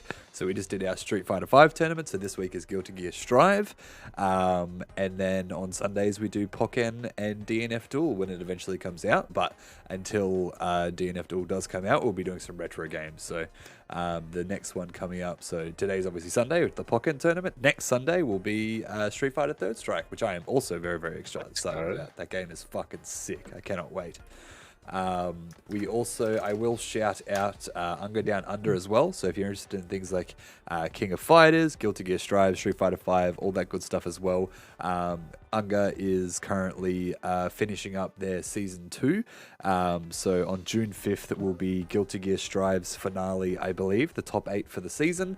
So make sure you follow them on Twitter to keep up with all their details and things like that as well. I realize I haven't linked their Twitch in that shout out, but I'll make sure to do that next time. Follow them on Twitter. Another fantastic fighting game organization as well. They're doing the Lord's works. They have big things in the works as well. And we hope to be working with them in the future on some stuff as well. I'm very excited to see where the Unga fellas go. And of course, big shout outs to Dan and Coro and the Pokken community for coming out tonight and showing us all this love, and it's been great. It's been a good time. I've learned a lot while we've been watching, and I don't know, it's an interesting game. Yeah, it's absolutely. Look, like I said earlier, there's a lot of basic stuff that you can, pick up and learn about this game. Obviously, you got the triangle system, and then there's deeper mechanics that we'll see. We'll especially see it more in these matches where we got stuff like canceling your homing attack so you can perfect block to reduce hit stun and stuff like that. There's a lot of deeper tech in here as well. So it's definitely got a lot of depth to it. And, it's also got Krogunk. If you ever want to play a little bit of RNG, you just pick up the Krogunk, you pick up the frog. Pick up the frog, unload the toad. Yep, unload the toad. It's got a Naruto super. That's all you need to know. Yeah, he summons like 30 of his buddies to dog power you, and then he just blows them all up. Literally 07's people. It's insane. He salutes them. That sounds incredible. I'm He also has Miguel's one-hit KO punch. Wait, from really? Tekken. That is he literally, he does the whole swag walk and then like smacks you. Damn. I am sad we haven't seen a Krogunk yet, to be honest. But well, that's why I've been trying to look. Santa needs to pick the gunk. I don't care. Look, he's reset the bracket. This needs to be a gunk grand finals. It has to be, sure, right? They can't let us down. Did you guys have any shout outs or anything? Any of your communities? I know I've already shouted out Koro's Twitch channel. Make sure you follow Koro for Pokemon and variety goodness, I'm sure. Yeah, I mean, like, you can always go to Koro's channel. Koro does a lot for the OCE as well as the SEA and Singapore scene for Pokken, as well as Smash as well. Or you can always check out their channel and, find all the VODs there for all of our weeklies. I'll do a cheeky little self shout out and say you can follow me on Twitch as well. Currently, I'm trying to work on a series called Trainer's Hill, which is specifically for Pokken. Essentially, if you've ever seen Damascus, however you pronounce his name, his Wanted series for Dragon Ball Fighters and all the various fighters he does. I'm trying to do that for Pokken, but for the OCE side, as well as anybody who can play within the netcode, as it were. So yeah, definitely check that out. It's a little bit on hiatus at the moment because I'm trying to figure some stuff out, but I'll definitely try and pick it up wherever possible. It's also for cash money, so if you want to steal my money, go there. Say less. Say less. Yeah, exactly. Look, it's literally free to enter as well. You just have to be good to win. Damn, I could smell the money from Yeah, here. definitely follow Dan. He does a lot for the Oceania Pokken scene. Putting a lot of effort. Shoutouts to Ant as well. Ant has always been doing a lot of organizing stuff behind the scenes. I think he might have something in the works here for Prankster's Playground too, which is like it's the Asia Pacific online major. So there might be something coming as well. Keep your eyes out. Pokken's doing pretty good for a 5-year-old game. So yeah. And also even though we sort of shit on it. TPCI does have the circuit still running. It is 3v3, but it is also offline. So the North American one is going to be running, I believe, sometime in June. So you can definitely go see some good ass Pokken over on that side when that comes up. Yeah, even if it's not like the format that everyone likes and it's not like run perfectly, the fact that we even have official fighting game circuit support all the way in 2022, I think it's it's a small thing to be grateful for, Yeah.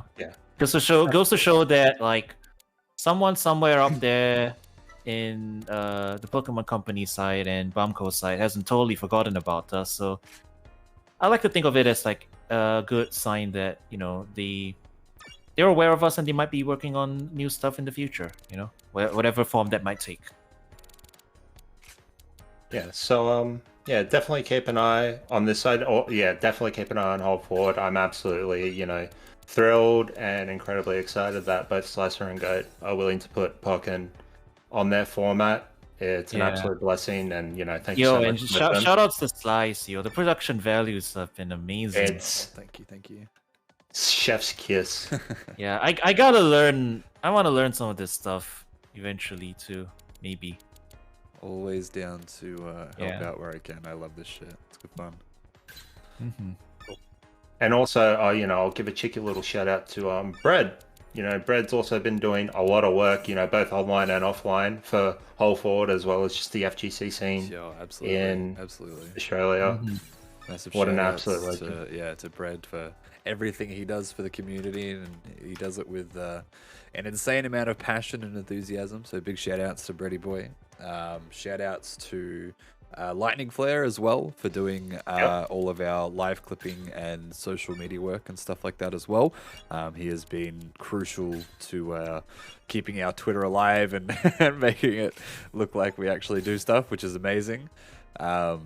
Big shout outs. He puts in so much work to get that stuff done, and of course shout outs to Goat as well for all the work he's been doing behind the scenes. We were at BAM like running around organizing tournaments and like joining stuff and getting shit done, and this man was on his phone 80% of the time fucking trying to just like organize shit.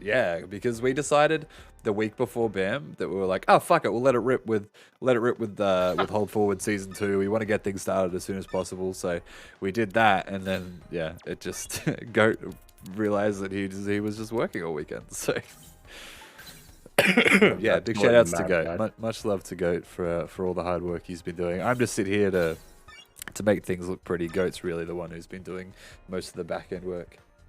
Mm-hmm. I guess you could say he's the GOAT. He is. There's a reason. Yeah. There's a reason. He makes it easy for us. He makes it very easy for us. I'm just getting the final game here. Shouldn't be too much longer. There we go. Save. I guess I'll do one more cheeky shout out for myself as go well. on. Yeah, it's gonna be my. Well, you can see I'm a VTuber. Hey, so it's gonna be my first anniversary in about 2 weeks on the 6th of June. Damn. I'm doing something special. I got a new model in the works, so doing a cool review stream for it. Hey, Yeah. Be there. Make sure you're following Coro. All right. We got ourselves a reset grand final. Let's get into All right, it. let's get it. Pokken. Krogunk? No, Krogunk, but we Krogunk. do see the Sceptile.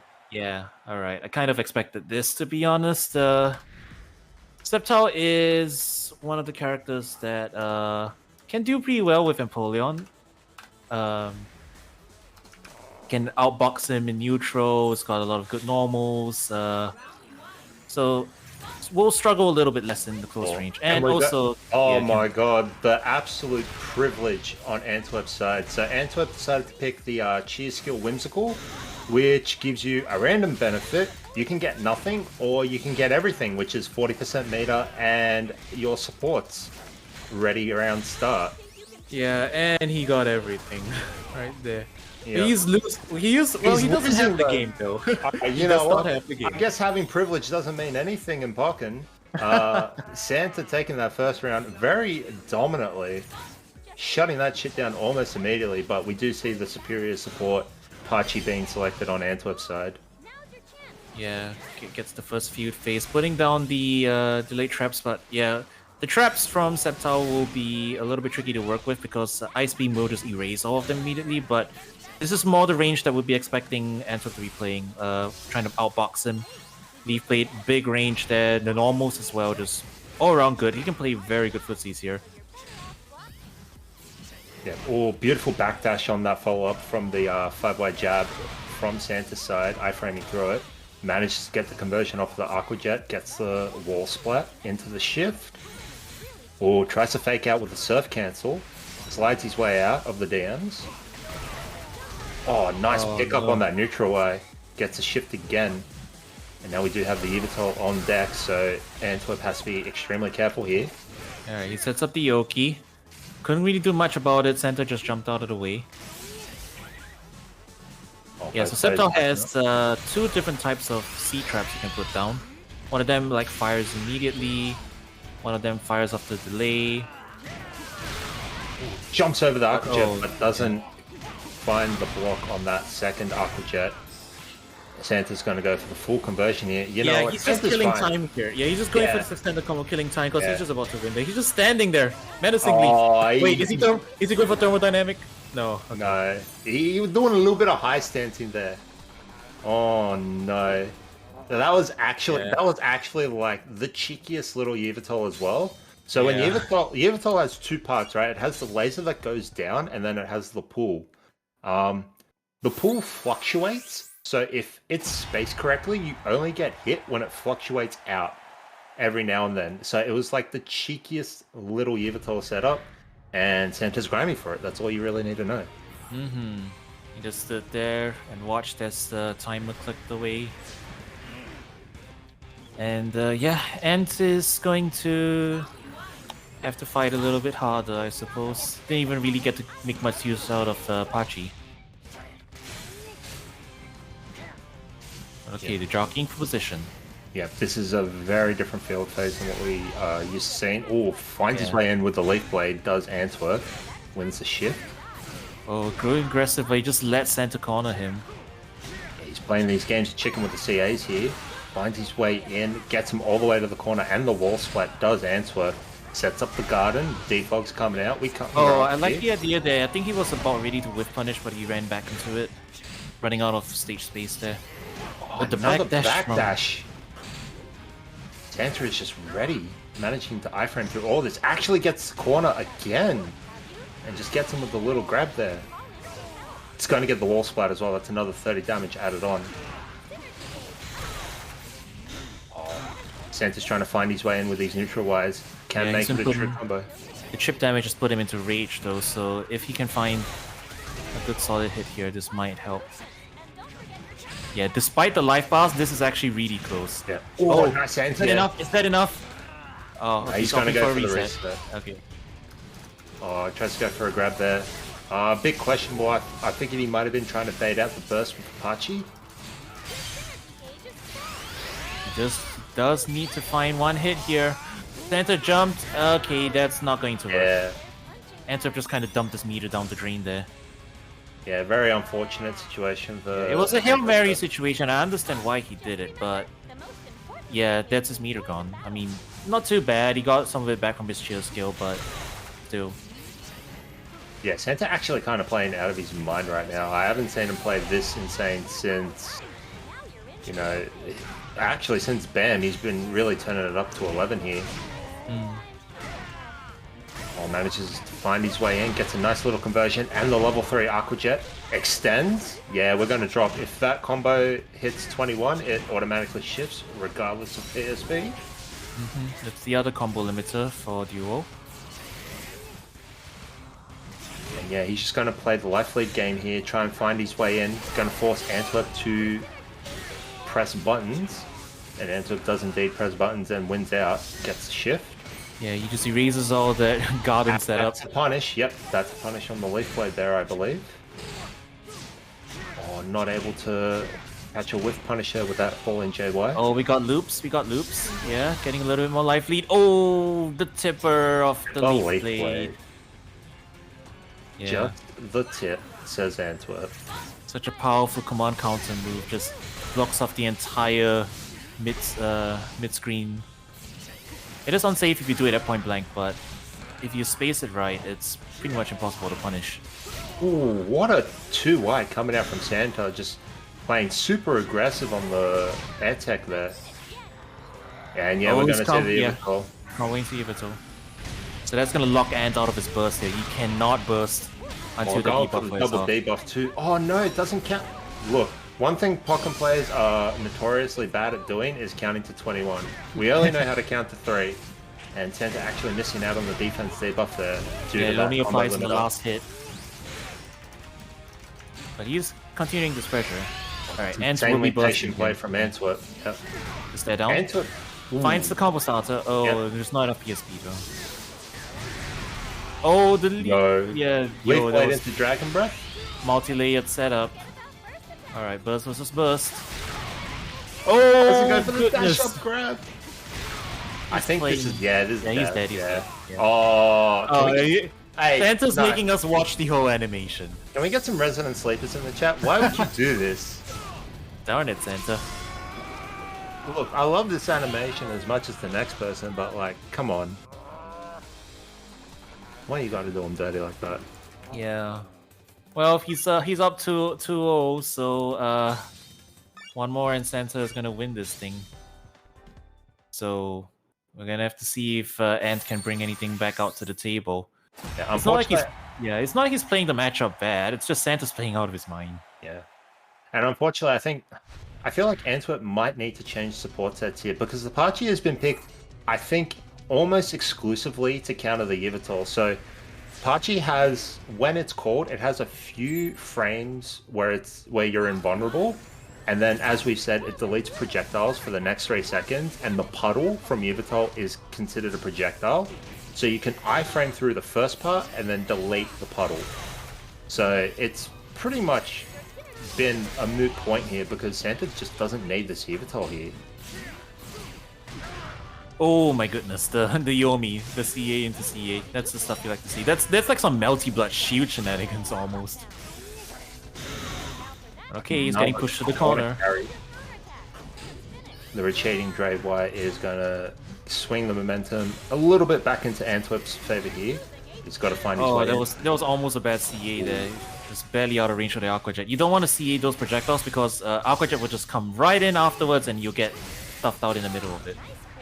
Wait, finds the CA. It's gonna go for a little combo. Yeah, gets the loop. Sets up the garden. Still cutting. Oh, yeah.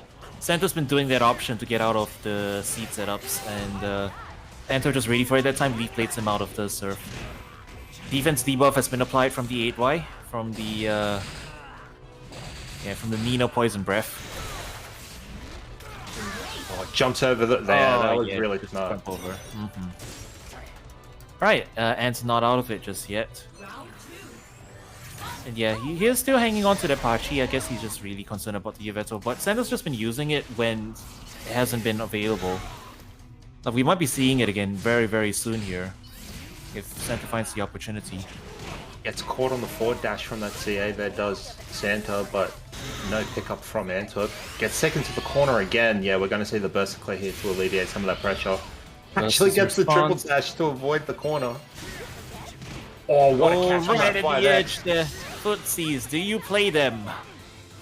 Oh my god, we're seeing a little bit of this Sagat play coming out from this Sceptile player. Alright, setting up the garden again. Okay, Burst has run out from both sides. The 8Y! Wow. Superb anti-air. I called it 8Y, it's not 8Y in feud, but whatever. Alpha in. Oh, we're gonna go for it. Yeah, you can't, yeah.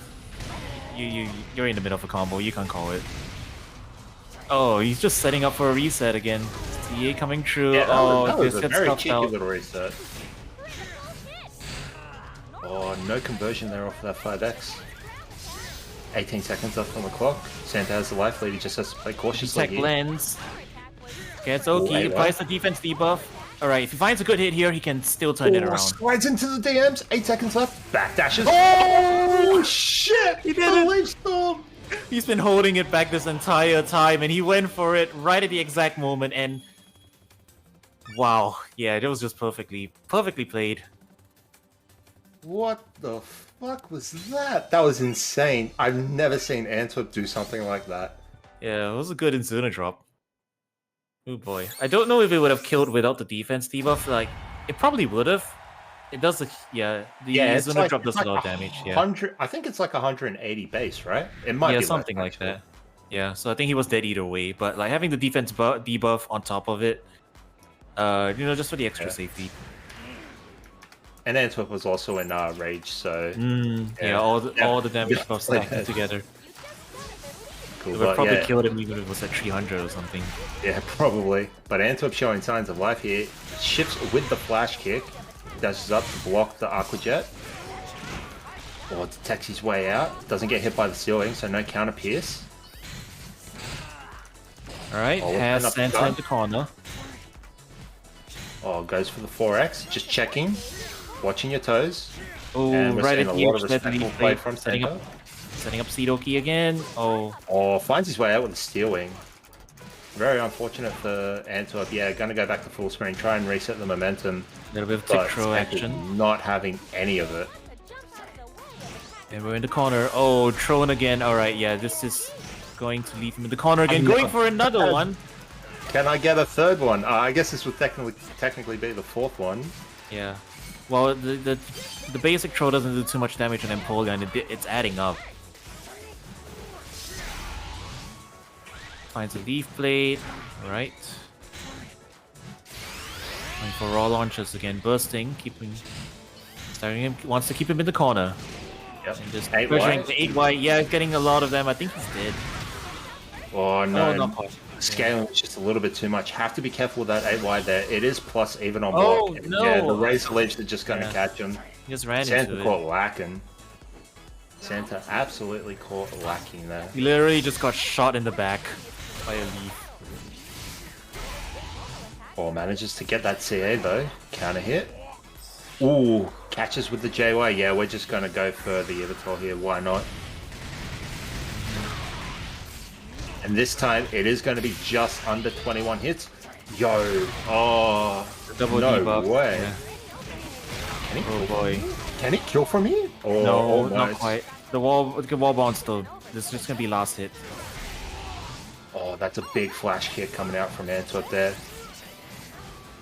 Big drill pack whiff. Nothing my coming God. off it. Antwerp's playing very loose, very fast here. The Pachi call. It acts as a pause button in this situation. They're just still looking for its opportunity there. Aquajet send for the mix-up. Oh, yeah. Got called out. Yeah, Antwerp was probably trying to jump there, but unfortunately, Santa just going for the Hail Mary DP there, the waterfall. But Santa with the big nuggy pickup on the final round there. He might be able to contest with this Mega Sceptile if he plays his cards right. Oh, that Hydro Okay, Cannon that's is a good start. Yeah. Well, just get like swiping at his ankle on his way out. Like, no, you stay here. Gets the throw. Setting up the Yoki freeze. Oh, Leaf Blade. Not sure what was going on there. Maybe tried to delete the Razor Leaf. But regardless, Santa sitting in a massive life deficit here. Oh, tries to go for the forward wide, doesn't connect. Oh, punishes the CA with the Aqua Jet. Perfect whip punish with the Aqua Jet. He has his meter now, so... Just Antwerp out of the air from the detect. Goes for the Burst of Clear, keeps Antwerp in the corner. Yeah, Antwerp's going to go for his Burst of Just Clear burst off the Aqua Jet, don't take the mix up. Oh, he's dash up grab. He's dead. Oh, is he? Oh, just a little bit life left. One touch situation. It's a little pixely. I can't see the exact HP values. Yeah. Alright, last hit. Oh, the CA's not gonna hit. Oh, it hit. Oh, I like the idea. I don't. Would there be any circumstance where that would have worked? Or is like the burst attack just too slow? Nah, I think the burst attack was just too slow. I'm not sure how the interaction works with Sceptile, but I know against certain CAs, the Empoleon can do Waterfall to either clash and reset back to neutral, or just straight up beat out a CA, regardless of whether it's fully charged or not. Yeah, but going into burst attack off of Yeah, I don't think that would have worked for anyone, right? Because the burst attack's just too slow. You wouldn't get the crit grab anyway. yeah. But Antwerp taking it to the final game of this Grand Finals race, and what a stage to do it on, Ferrum Stadium. The stage that every Wii U player has loathed, because this is the only legal stage we can play on.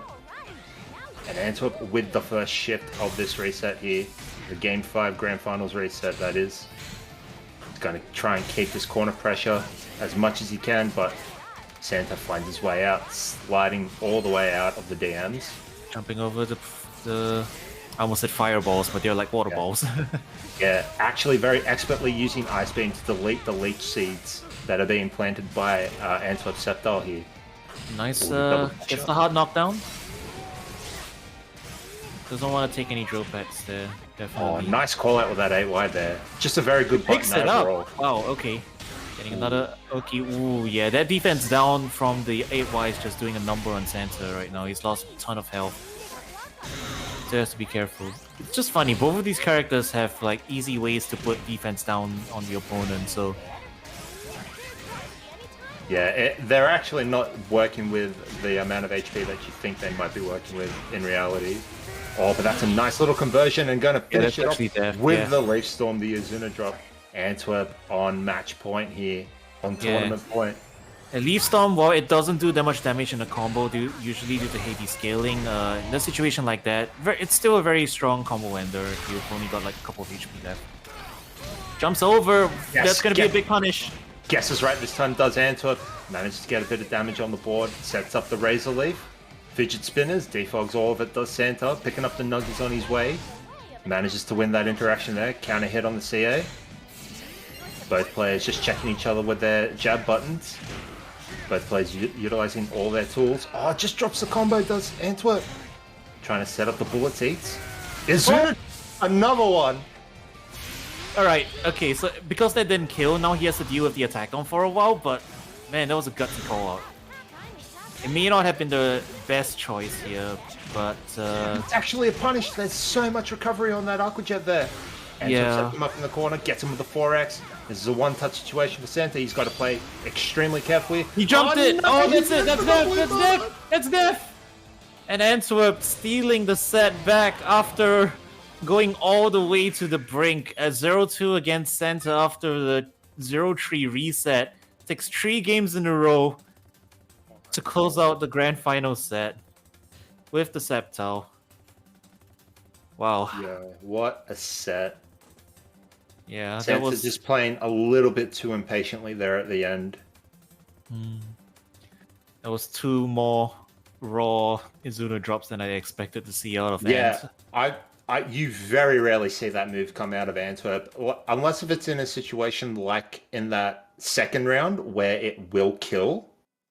I can't remember what the magic number is. I think it's like 34 or something, somewhere between like 30 and 50.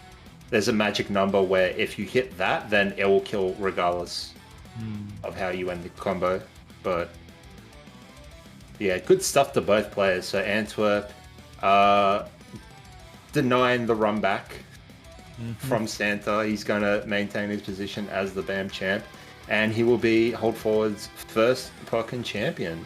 That is So it. congrats. Absolutely. Yeah. Massive congratulations to Antwerp, and a big congratulations to everyone who entered as well. You're all technically top 8 champions. Woo! Let's fucking go. That's fucking sick.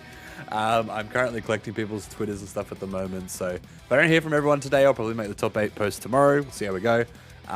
That'll be on our Twitter, which again is Hold Forward FGC. Make sure you're following us to keep up to date with everything. Tuesday coming up is Killer Instinct. Friday coming up is Guilty Gear Strive.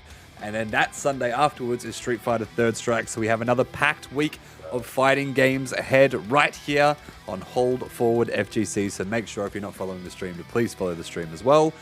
We appreciate all the support. Thank you so much to all the people who followed today.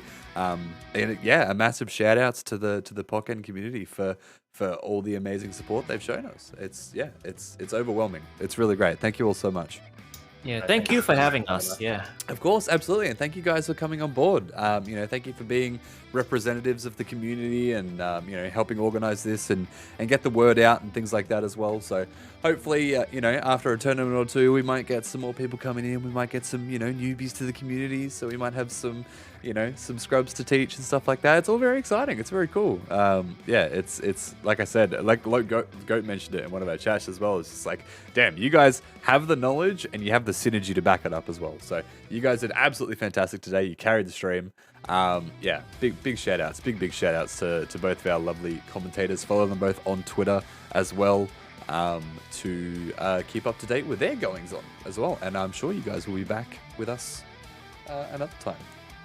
Absolutely. Yeah, you'll look, you didn't see me in bracket today, but you'll see me in bracket for KI, so watch out for that. Yeah, I've been learning the characters. I might be an Omen main. I don't know. We'll see what happens. I'm fucking excited for that. But yeah, we are going to go raid our good friend Geo Phoenix, one of the Hold Forward lads himself, a friend of the community, and he's actually a Sableye as well, Pokemon fanatic. So if you enjoy Pokemon speedruns, Legends of Runeterra, very chill sort of DJ hour streams, make sure to chuck him a follow as well. He's a he's very talented man and deserves all the love. But yeah, we will see you on Tuesday night, 7:30 p.m. Australian Eastern Standard Time for some Killer Instinct. Until then, thank you all so much again. Take care, everyone. Have a wonderful night. We'll see you later. Peace.